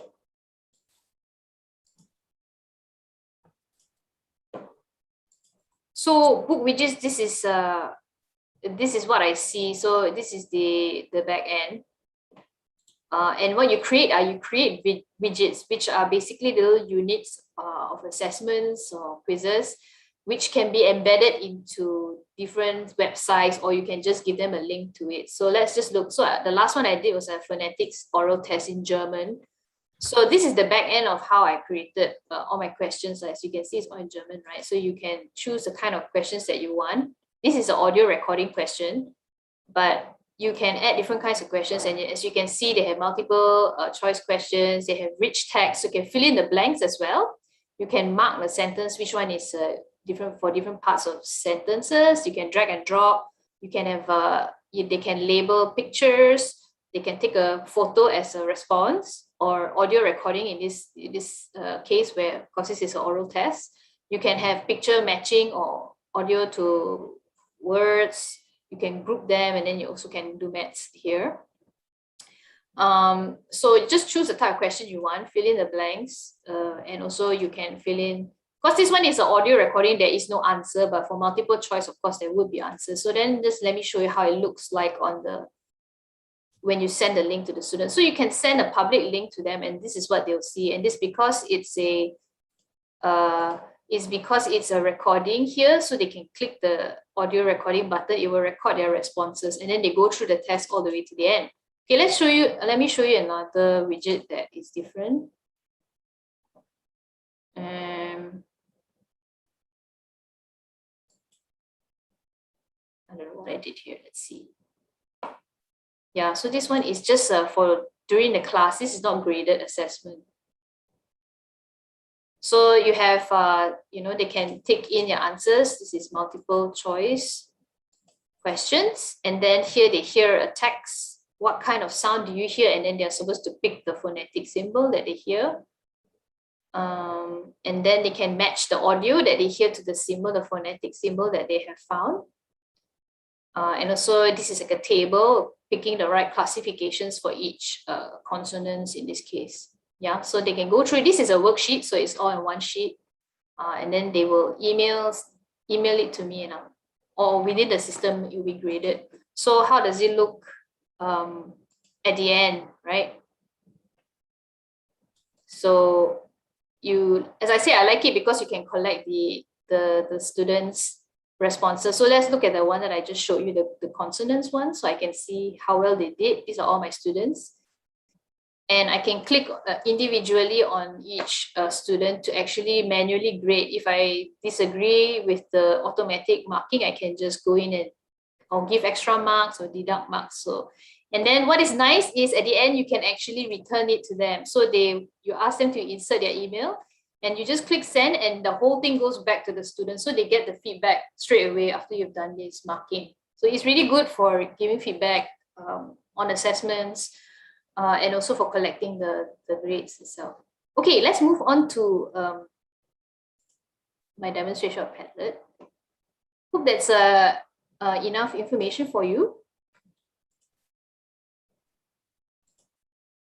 So this one, I think some people are already quite familiar with Padlet, so I won't take too long, but just to just highlight maybe one function that we can use it for, because in my experience so far, trying to teach language, I think teaching language is very challenging, especially for the spoken skills class, phonetics, where part of the course content is that they have to practice their speaking and you have to grade them on whatever oral responses they have, right? So online is very difficult, and most of the platforms do not have a function where you can collect audio or oral responses. So book widgets is one which I use for graded, but just for general exercises in class, you can do this. So for example, I'm teaching a English class, and I give a prompt. I say, I want to check your pronunciation on the phrase or the sentence, the rain in Spain stays mainly in the plain. I want to check for your diphthongs, A, and I want to check whether you are pronouncing the fricative or the TH on the correctly, right? So I want the students to upload their audio responses. So here I've already done one example here, and I'll play that back for you. The rain in Spain stays mainly in the plain. Yeah, so then here you have an option with your settings to choose how you want to grade it. So here I've given a numerical. You can, if it's very good, 10, if it's not very good, then that's like 2, right? And I can give my responses. All this is of course adjusted in your settings here. So you can choose how you want to, how students can interact, or you can interact with the post. So in this case, I gave it grade, but you can also grade it with star. So out of 5 stars, how many stars do they get? Or you could, if you want your students to do peer assessment, you can ask them to, you can click like, and you can see after everybody has, all the students have uploaded their responses, who gets the most likes, or you can choose upvote or downvote. Yeah. So in this case, let's go back to star. Oops, sorry. Oh, what's happening? I've never seen this before. Undo? I don't know. Just stop share. All right. Padlet froze. Yeah, but you have covered Padlet, right? So maybe I could go on with quizzes. Yeah, maybe just to finish off this one, to show them. So this one was an activity for collecting audio responses, but when the student responds, they can choose from a variety of things with it, uploading documents or photos or links or pictures. And then here, as you can see, there's a lot of different things or different ways that they can respond to your prompts. So this one is quite versatile and is free with a certain limit. Shinny says that now on a free account, she only gets 3 Padlets, but I got 21 and I signed up quite a long time ago. So, yeah. And so now I'll continue with the other demo. Since some of you are already quite familiar with Kahoot, maybe you can try quizzes. It's also very similar to Kahoot. Okay. Wait. Let me find. Okay, I'm going to share. All right. So this is quizzes. Yeah, I wanted to use Kahoot a lot, and especially after I've got a badge for it. But because today we have more participants, so I have to use quizzes. All right. So these are the questions that I have, and then I have a slide at the end for you to revise. Yeah, I have 8 questions for you. So I could start a live session or assign these as homework. Yeah, so we will go with a live lesson, and then later I'll give you a link for you to do this as homework if you want to do it. Okay. Okay, so I'll present.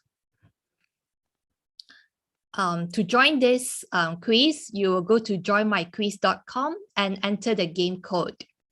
So I'll wait for you. Okay. Join or my. you can click the direct link that's in the chat box. Yeah. All right.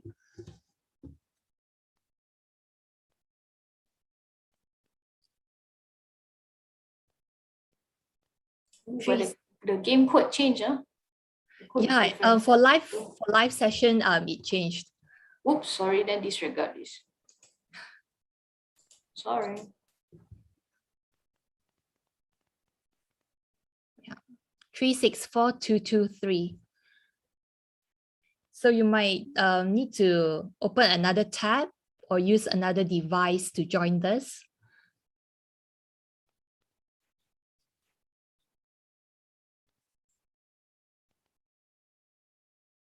Yeah.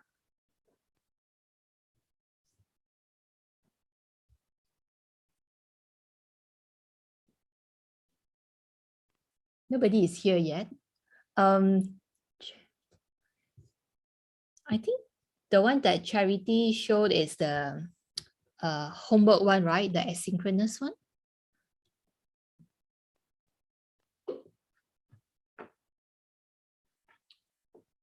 Or shall we not do the live quiz? I'll share the link for them to do it at their own pace, and I describe about this. Yeah. Okay. Maybe it depends if people want to experience the live one or they don't. They're familiar with it. If they know Kahoot, then this is quite similar. Oh, yeah, changed again. Yeah. All right. Okay.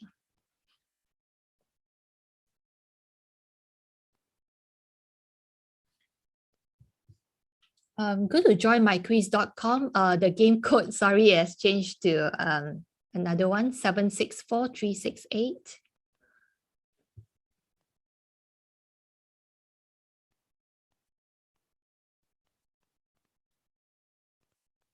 Seven, 6, 4.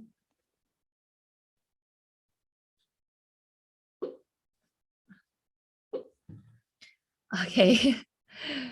We have Vijaya here, thanks.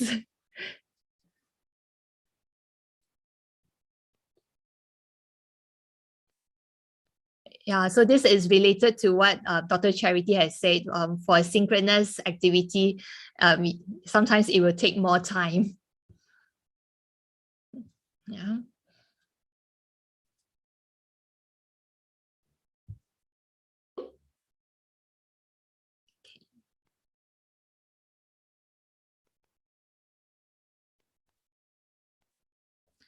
Yeah. So for this, we'll have an activity about community of inquiry framework. Yeah. If you are afraid to show your name, you could actually have your nicknames. It's fine.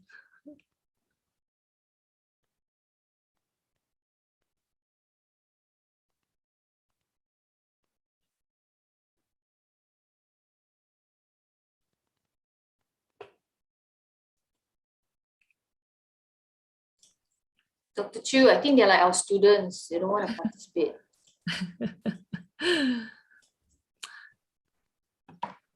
Okay.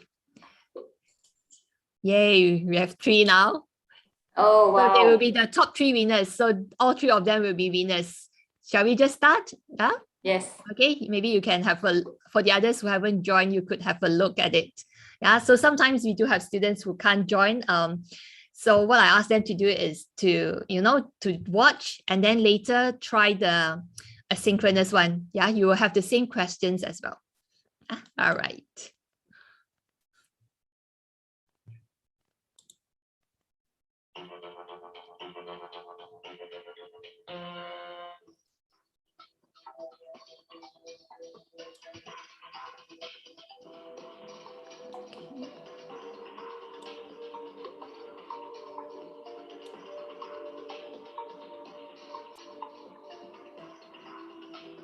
Okay, so all of them have answered.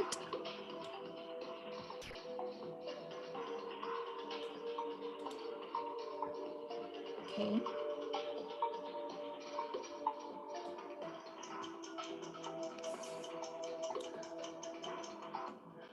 Okay, all done. All right, so then we can see the leaderboard. Yeah, Regina, she has got it correct. So if we use emoticons, that's an example of social presence.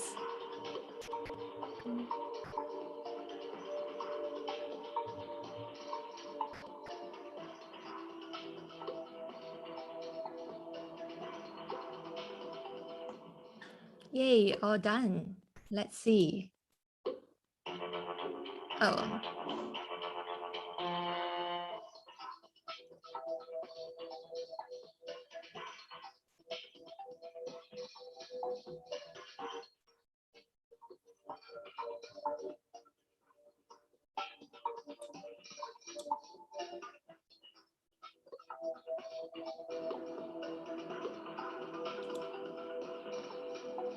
Yeah.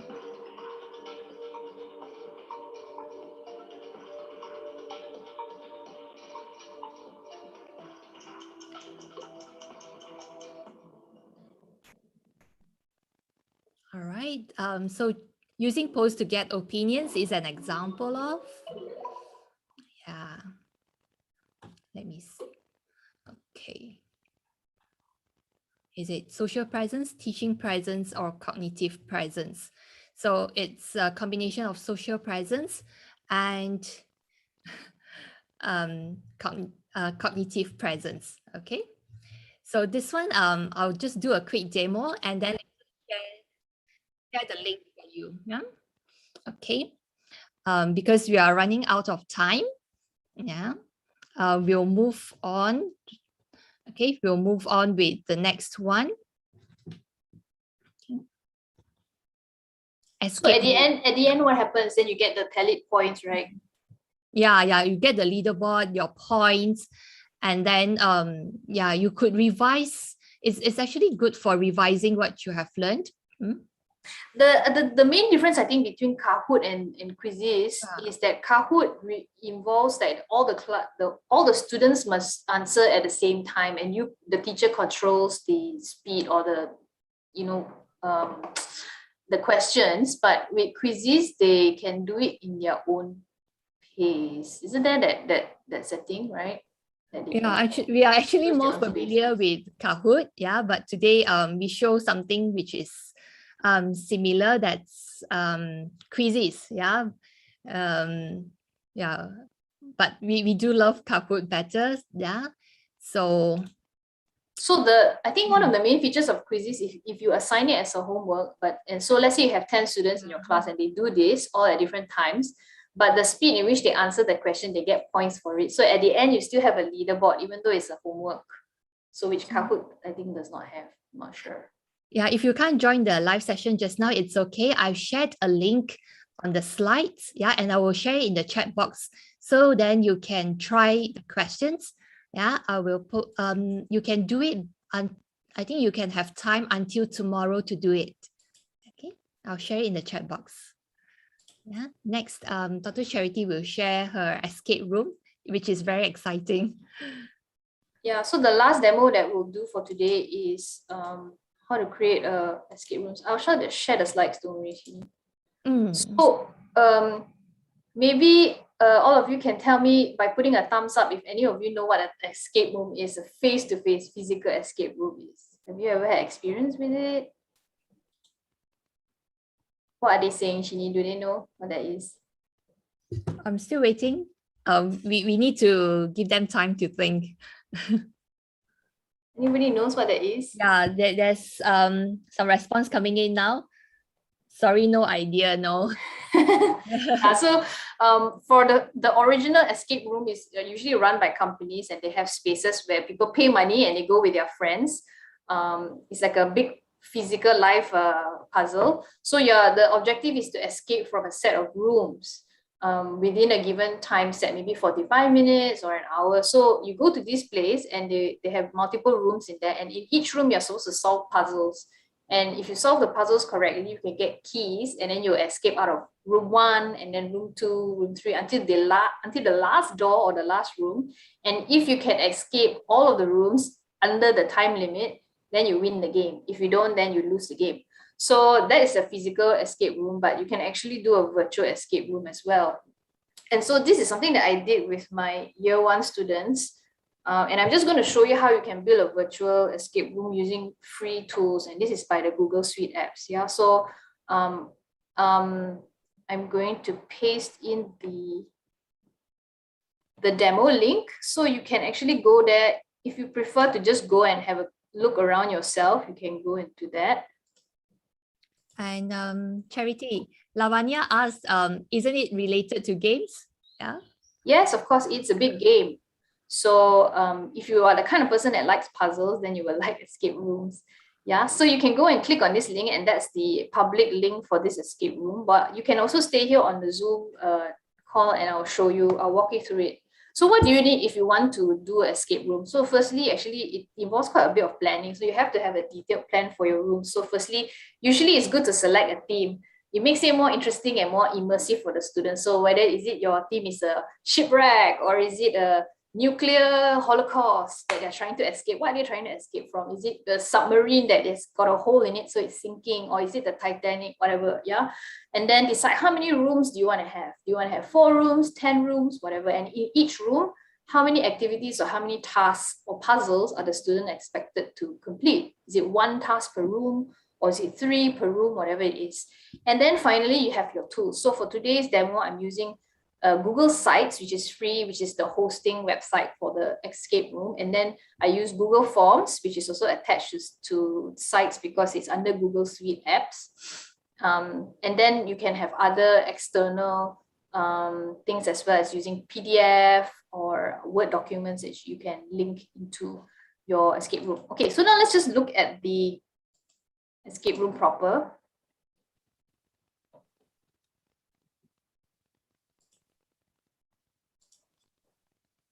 So this is what I designed for my students. The theme is a prison break, as you can see. So all the visuals are prison related, and they're supposed to escape from 4 rooms. I have 1, 2, 3, 4, and then the last room. So the further in they get to the escape room, they will kind of go further out the prison. So they start in the cell, and then they get out into the inner courtyard, and then the outer courtyard, and then finally the last barrier is the prison fence, the outer fence, right? And if they get out of this, then they are free. So that's the end goal. So okay, let's look at this. So the landing page is basically giving your mission, and then instructions. So my instructions here are, there are 4 rooms from which to escape. Complete the task in each room and enter the codes for each task into the form. You will then receive a key for each room with correctly completed tasks. Use all 4 keys by entering the answer into the ender page, which is the last page, to escape and win the game.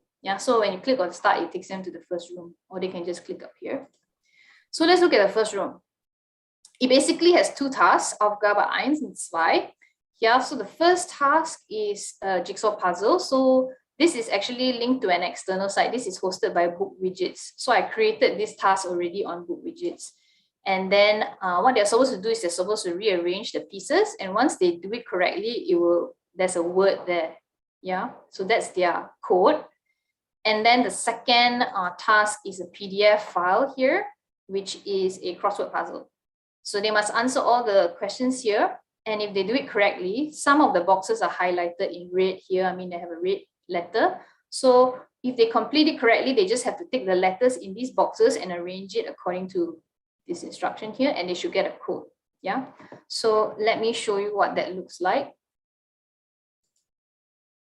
So get their name or their group name, and then the code for the first task was builder, and the second one was lim. Yeah, so when they submit and this is correct, they will get the key to the first room, which is in numbers 1905. So they have to keep this code, or sorry, this key. Yeah, so then they do the same for all the other remaining rooms. Room 2 is made out of a Google form. So again, they have to put in their name.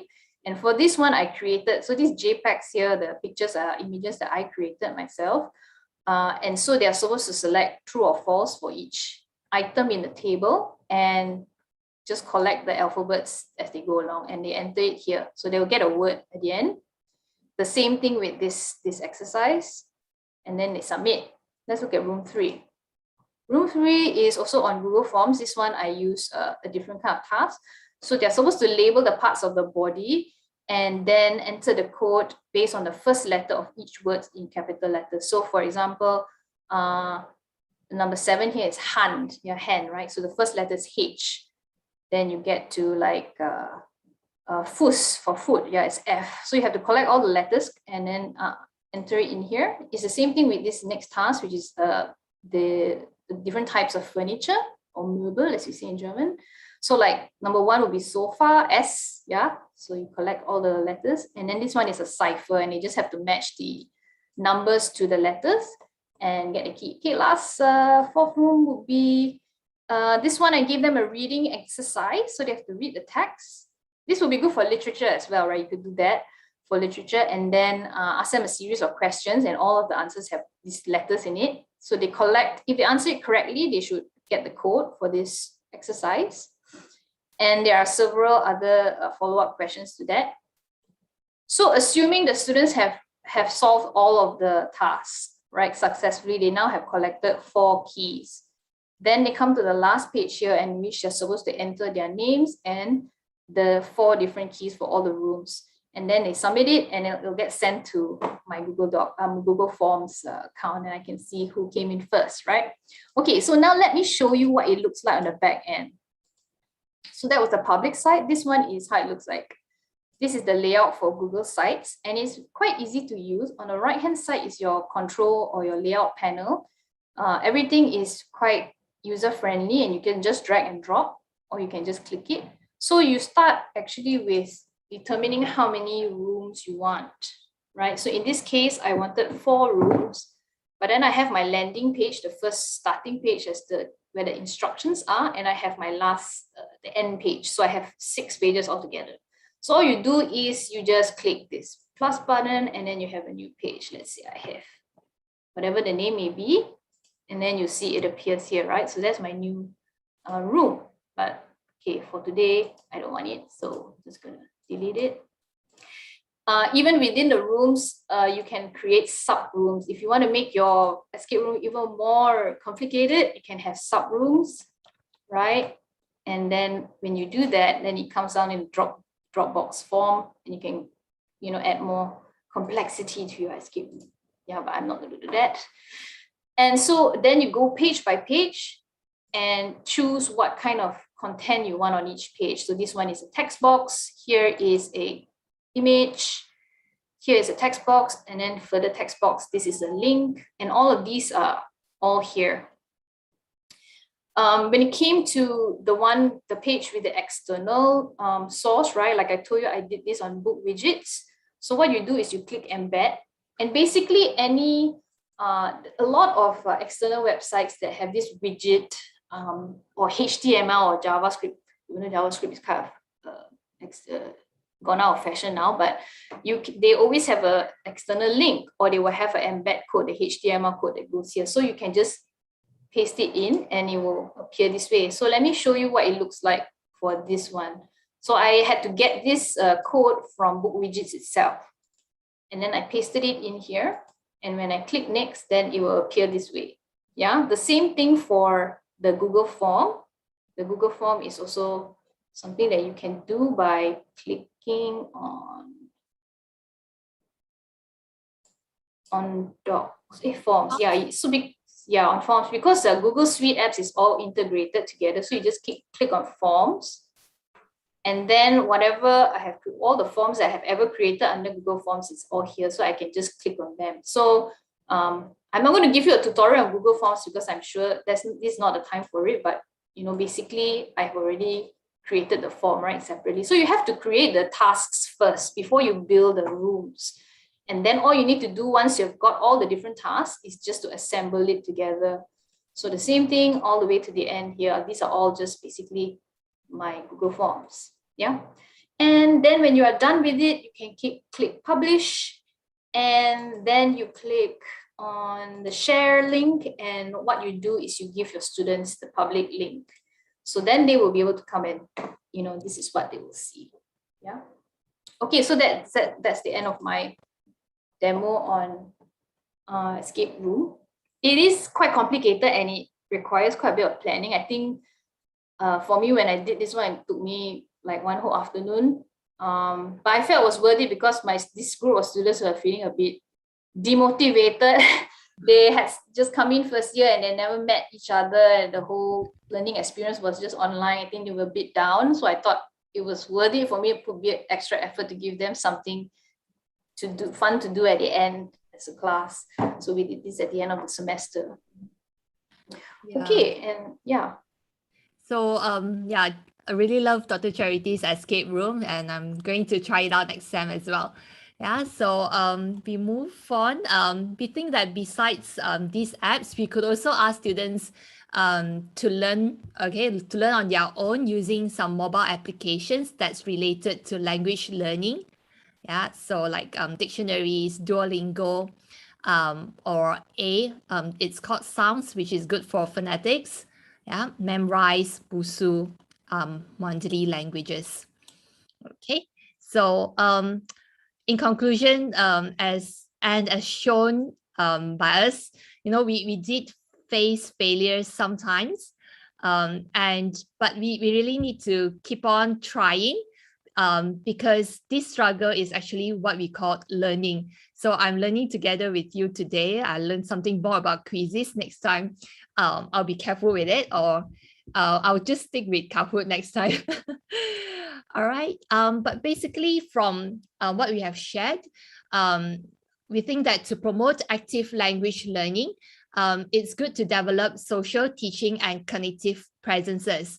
Yeah, the ice breaking is important. A space for them to feel connected to each other is important.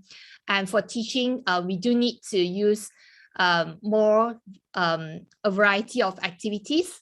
Yeah, I hope what we have demonstrated just now would encourage you to try them out in your lessons as well. Yeah, we also find that Padlets, they could be used to develop students' collaboration and make them reflect on the lessons and develop their cognitive abilities. Yeah. So we could develop this with the use of appropriate and engaging applications. Okay. However, we should also note that technology is only a tool. Yeah, we need to use it strategically.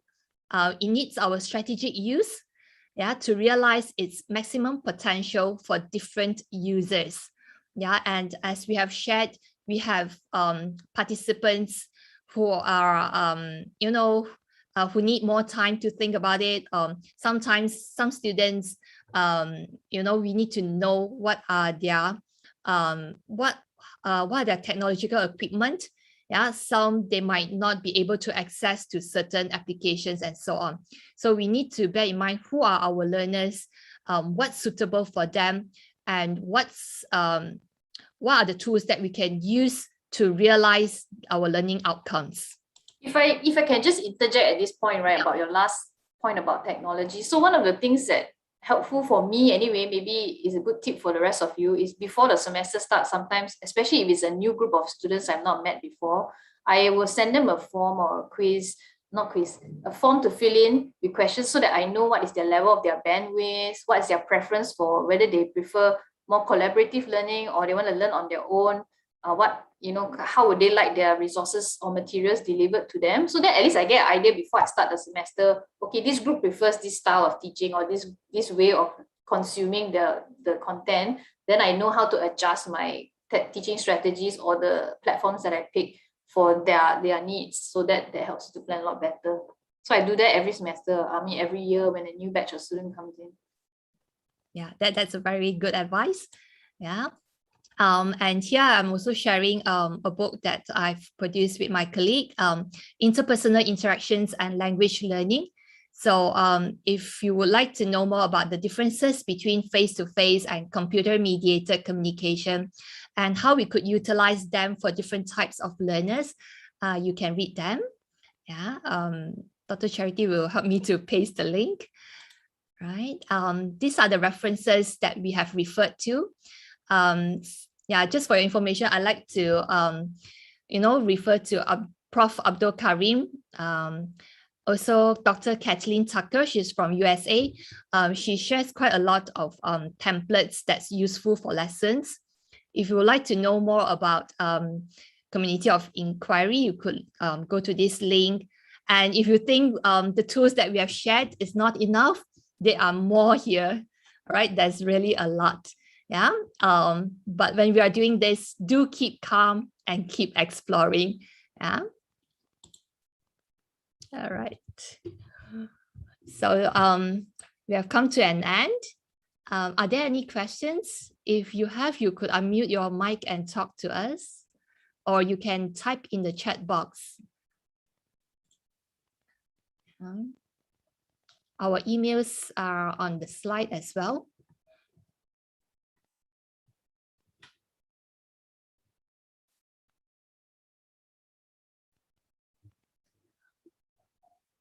Yeah, I really appreciate the comments in the chat box. Thank you so much. Dear participants, would you like to ask any questions? You can use chat box.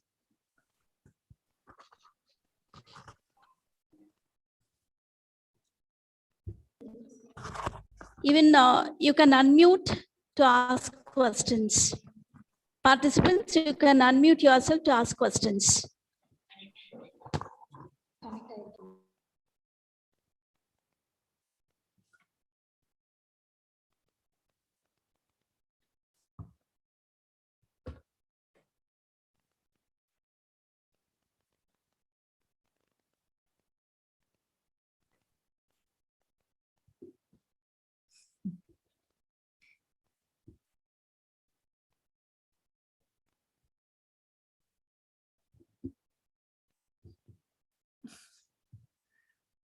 Yeah, as I mentioned, we'll send the slides and also a document with all the links of the platforms we mentioned today to the organizers. No worries about that. Yeah, if we have more time, we would love to offer hands-on experience to you. Yeah, Deepa, we are sorry. Perhaps next time. Yeah. But sometimes you could actually go search for YouTube videos. They could guide you on how to go on with all the applications. Yeah, most of these platforms actually have their own YouTube channels and they will have tutorials in there. That's how we learned mostly, right? Or people would have posted tutorials on YouTube. So that's a free resource for you.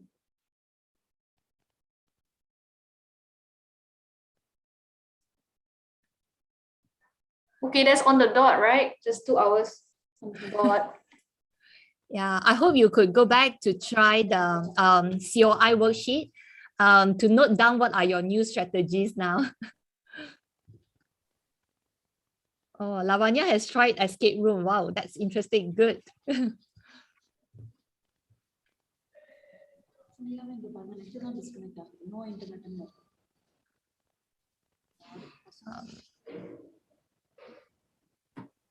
Vijaya has a question about, would you receive 100% response from your students? What does that mean? I mean, as in, do they always reply or respond during classes? Is that what you mean?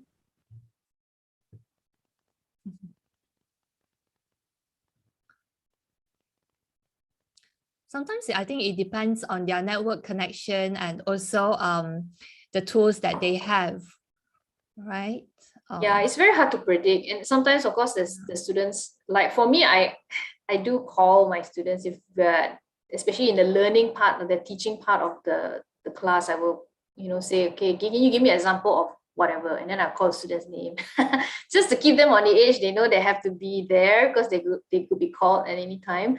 But sometimes some of them don't respond, and then they'll say my microphone doesn't work, or suddenly they leave the room. We don't know whether that's really the case, whether it's a technological problem or whether it's just refusing to answer. We don't know for sure.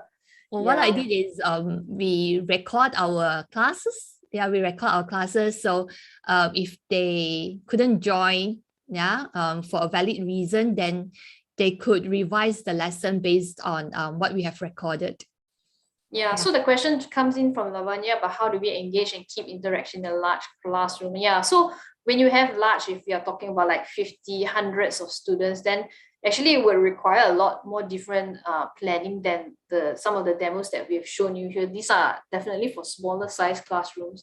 Then you have to think a little bit bigger. You have to make sure that the interaction is a little bit not so high social presence, right, Shini? So like a Mentimeter is good for getting very short and quick responses from a very large group of people, for example. Things like Jamboard will not be so suitable for many, many people. So you have to adjust and think about which ones would be easier for you to get quick response from a large number of people. Yeah, with smaller classroom, it's so easy actually. So many things you can do. Smaller classrooms, you can use Jamboard and what we have shared. Usually the best size for a classroom would be 25 students. Yeah, if you want them to have more interactions, like Dr. Charity said, Jamboard would be hard, but unless you create many boards for different people to work on it, that could be one way. So it really needs our strategic use. But poll is good. Yeah, poll would be good. Padlet. The same principles like the tips that I gave in terms of like breaking the units up, the lesson up into smaller units will also apply for a large classroom. And then you can use the breakout function room. You can have many smaller groups for them to do their group discussions. Yeah, so I mean, actually, it's quite limitless in terms of what you can do. You just have to fiddle around and experiment. Oh, okay, 60 to 70 students. Yeah, that's a lot in the class. For language class. Then perhaps really need to separate them into three groups. Yeah, maybe there has like the whole semester they belong to one particular subgroup, right? Something like that. Of let's say if you have 60, then you have 3 groups of 20, then you can kind of manage the groups. So maybe they can do collaborative work or exercises within the 20 students. So like for Jamboard, like Dr. Chu said, instead of having one single link, you could have 3 for each of the 20 students, 1 link. And then like she did, it's a very good practice to have to designate certain boards to certain students. So within the 20 students, you could subdivide them from group 1 in this amongst this 20, you do this board. And I think if your instructions are very clear, it's easy to guide the students along the way, even if it's a large classroom. You got any more tips? I think you teach quite large classrooms sometimes, right? Well, I think you can identify students who are good and who could be your assistant. So I call them co-pilots. So they will help me, to monitor, to moderate the discussions. Yeah.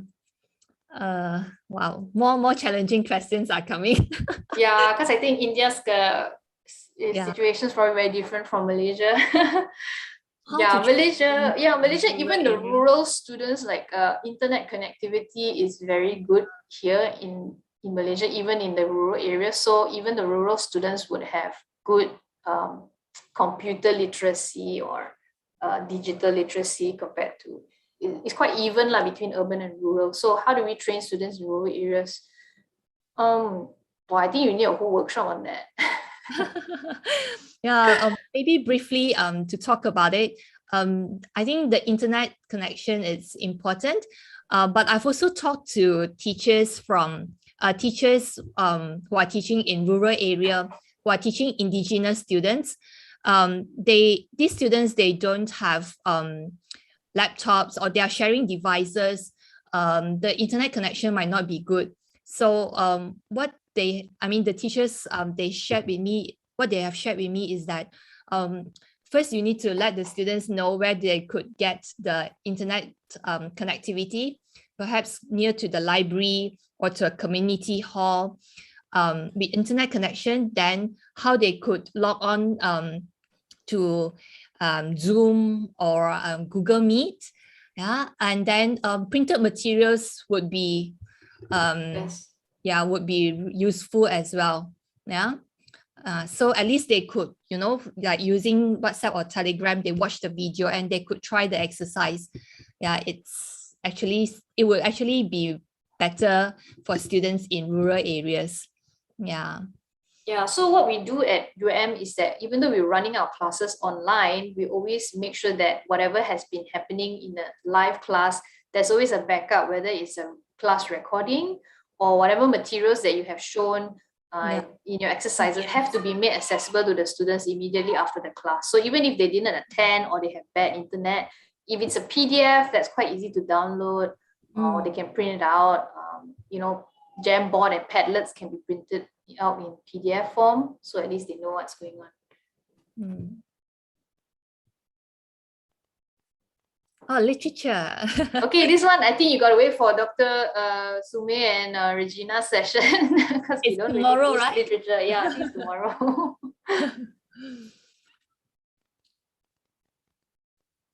Yeah, the thing about engaging students, it's also about setting expectations. So one of the things that I regularly do with my students is before the semester starts, or even in the middle of the semester, I have a heart-to-heart with them. And I say, okay, this is my expectations for the course. This is what I want to achieve for you. And you have to understand that online learning is different from face-to-face learning. It requires a lot more of student initiative and motivation. So I always say to them, look, do you want to graduate? What are your expectations for this course? Do you want to do well or not? Okay, if you want to do well, what are some of the things that you can do as a student to get to those goals? And sometimes it's not just only down to the teacher. Sometimes it's their expectations, and they have to adjust their learning attitude, I think. So, so I would say things very explicitly, like if I was going to have the discussion and I ask all of you to turn on the mics, then I expect that the mics to be turned on. If you can't turn on your mics, then you have to write something in the chat box. And I kind of leave it in their court to decide if that's the experience they want. I say, because the alternative is none of you interacts with me. And for the whole semester, we are going to have a really boring class, of course. And that's, down to you, because online collaborative learning has to go hand in hand two ways. It's not just the instructor. So I think students have to be given the independence and motivation to have a better or different learning attitude. I mean, anyway, for my students, it does seem to help, but I set the expectations early on in the semester. So then they know, okay, we're having this, then I must do A, B, C. I don't know, that might not work for you. I think it's also important to identify why are they stressed. Is it because we are dumping them with a lot of tasks or work? Then they have cognitive overload. If that's the case, then perhaps we need to tell them what's compulsory, what's optional, so they don't get so stressed. If the stress comes from them not being able to talk to their friends or connect with another person in the class to feel that they are in the community, then we might need to focus more on developing social presence. Yeah, giving them time to share about something that they like, something about their hobby, 5 minutes for them, just to share what they are passionate about, like not related to the class, right? Yeah, not related to the class, so they don't feel so stressed. Okay, there's a question from Niveditha. Sorry if it's wrongly pronounced. I'm not really sure what this means. In Indian education system gives more stress to students rather than giving good education knowledge. I think I've answered that. Right? Yeah. So yeah. Yeah. Okay, if there are no more questions, so we thank you for spending the afternoon with us. It's been a nice experience for us also. Also, actually, as we were planning this, also we thought it was good exercise for us to be a bit reflective about our own practices on online teaching, and it's always good to, every so often reflect on what we've done and see how you can improve. That's the only way it gets better. Yeah. So thank you very much. Our emails are done. You can always email us if you have further questions. Okay. Thank you. And we wish you all the best and enjoyable rest of the seminar. Thank you. Thank you. All the best. Bye. Thank you, Dr. Chu Shen He and Dr. Charity Lechin for your wonderful presentation. Thank you very much for your meticulously well-planned, animated, illustrated presentation. It went on like a film with two mind-blowing characters. We didn't even feel it as a presentation, I mean, 3 hours vanished like butterfly. Your presentation made in such a way. Thank you once again, dear resource persons. Thank you very much for your wonderful animated presentation. You're welcome. Now I request, thank you. Now I request Dr. Louis Warling, Senior Lecturer, Department of Malaysian Languages and Applied Linguistics, Faculty of Languages and Linguistics, University, Malaya, to deliver vote of thanks. Thank you, Ms. Chairperson. Yeah, it's my privilege. Yeah, can you hear me? Hello? Yes, ma'am. Yes, yes, ma'am. It's okay. audible. Yeah, It's that's audible. good. Okay. Yeah, it's my privilege to have been asked to propose a vote of thanks on this occasion. First, I would actually like to propose a vote of thanks to our main host, Dr. S. Ganeshram, for inviting us, the Faculty of Languages and Linguistics, and the Faculty of Arts and Social Sciences, University Malaya, to collaborate in this at the time International Faculty Development Program entitled Pedagogical Shift from Text to Hypertext, Language and Literature to the Digital Natives. I'd like to take this opportunity to thank Dr. S. Ganeshram, Dato Professor Dr. Danny Wong Ziken, and my beloved Dean, Associate Professor Dr. Sri Dipal Kaur, for your encouraging and informative presidential addresses. It's a joy for me to witness such collaboration, and I'm sure the close connection that we have, that we have fostered here, will bring forth many more collaborations in the future. A word of thanks also extended to Dr. R. Sumati, the head of Department of English at Sri SRNM College, for your felicitation address. My sincere thanks also go to Mr. K. Hanesh Newmal, Assistant Professor of English at Sri SRNM College, for your introduction address on my colleagues. And heartfelt thanks goes to actually Dr. S. Ganeshram and Dr. Ajanta for their invitation to me to present my work at your prestigious college 4 years ago in 2018.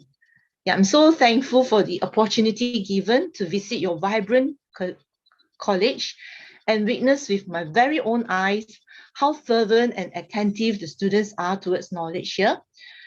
Yeah, the experience that I had is the best experience ever, okay, I have ever had. And I have always been like telling my students here, encouraging my students here to put in all their best, okay, in search for knowledge, just like the students here in India. Yeah, I would also like to thank the two resource persons. Thank you, Dr. Chu Shin Yi and Dr. Charity, okay, for making the training so engaging and interesting. And as I'm listening to your sharing, I don't feel bored, okay? And you have shown me, how to use even Zoom, to make it more interactive, like using emoji or to type your response, okay, or using Mentimeter to do ice breaking, and to create another room for students to chit chat, okay, to develop social presence and to be more fun in class, okay. To ask students to upload their video, okay, and do Padlet, Google Slide, Telegram, and so on and so forth, okay. I think I would like to go to your classes, because I think that your classes would be like very, very interesting, yeah, and very engaging, okay, unlike mine, okay. So I actually need to learn more, okay, on how to use Quizlers, Jamboard, and Kahoot, and things like that. Yeah, thank you both, okay, for sharing the best practice in handling technology during classes. I'm sure the participants and I have gained knowledge and have inspired to introduce more technologies in our classroom to make the classes more engaging. Yeah, and I would also like to take this opportunity to thank Assistant Professor Dr. B. Ajanta, the main convener of this program. She's a very strong woman indeed, okay, who has been organizing conferences and seminars year after year without fail.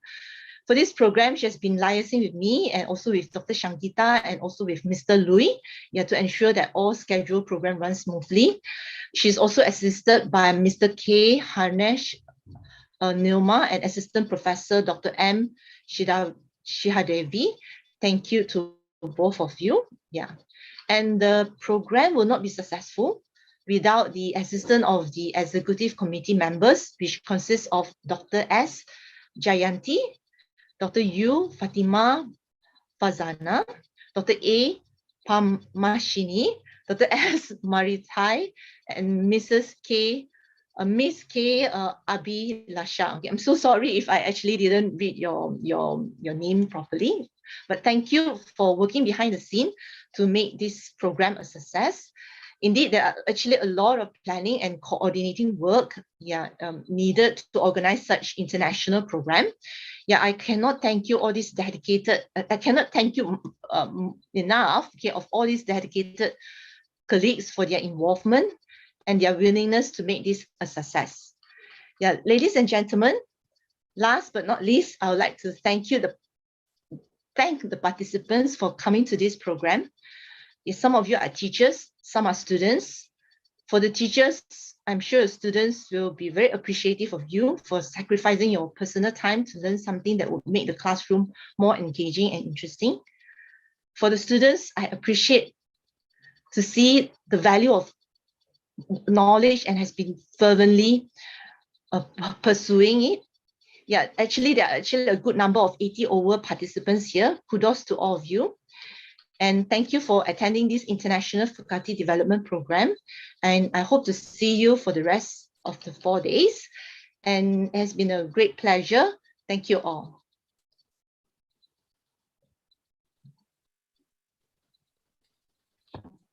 Thank you, Dr. Louis Weiling, for your wonderful vote of thanks.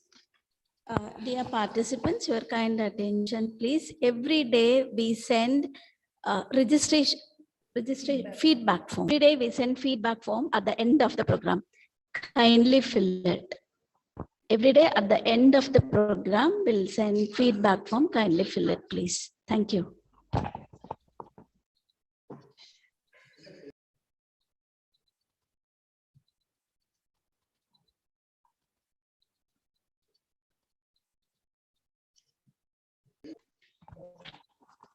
Today, we have come to the end of the program.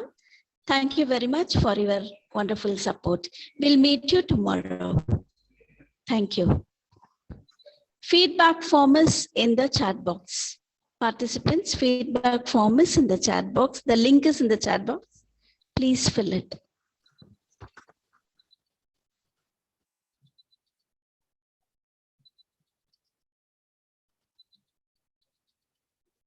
I just wonder, can we have a picture section of all the participants and also the resource person and everyone? Is it okay? Yeah. Some are leaving. Charity here. I'll ask her to come in.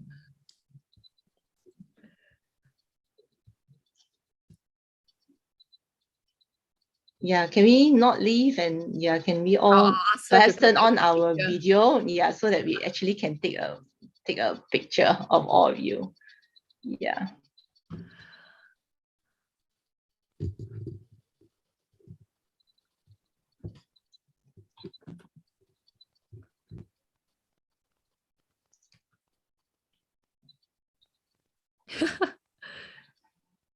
Hey. Dr. Shangita, you're here. Yes, I am. Yeah. Is it Dr. Vijaya, is it? Or yeah, Vijaya is here.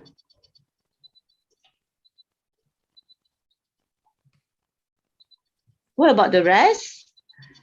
You know, sometimes I'm feeling very lonely. Yes. Dr. Charity almost wanted to have a dinner. Yeah, just ask her to come back. Okay. What about Dr. Ajanta? Yeah.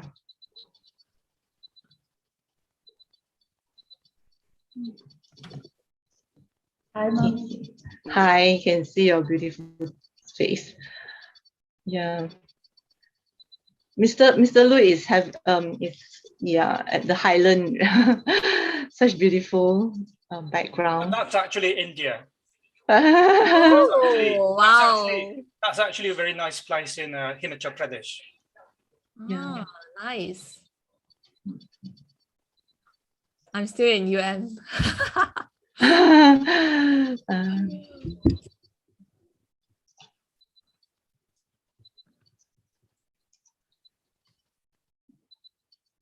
Can someone take a picture of us? Yeah, let me see.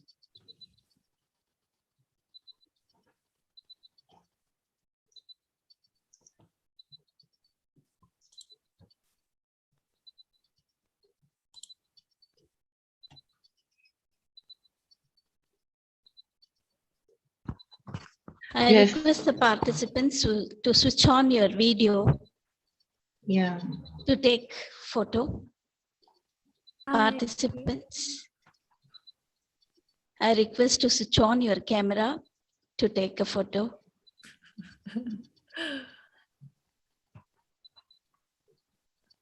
Hey, it's great to say hi. Previously, I'm just looking at the names. Yeah.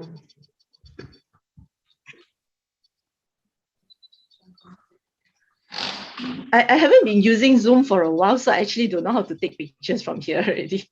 Yeah, can someone please help to take pictures of us or not? I'll take, yeah. All right, we'll wait for more to turn on their webcam.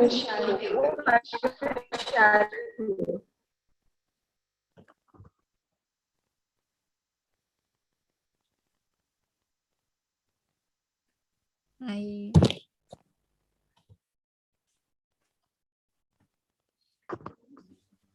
Right. Okay. Okay, now I can view my gallery view. Yeah. Nice meeting all of you.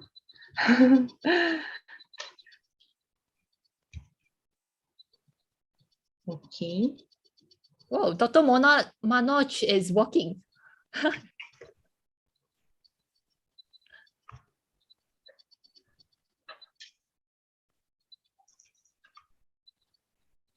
Okay, yeah. Mr. Haresh Nima has switched on his video. Okay, what about the rest? Yeah, thank you, Dr. Rajita. Okay, switching on her video already. Okay. All right. What about Shashi? Yeah, Dr. Jacqueline.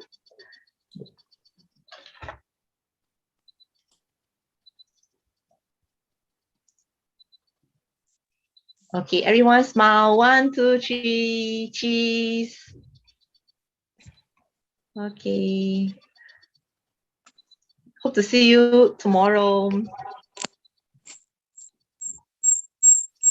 Yeah. Bye. Thank you, everyone. Bye, everybody. Thank you, everyone.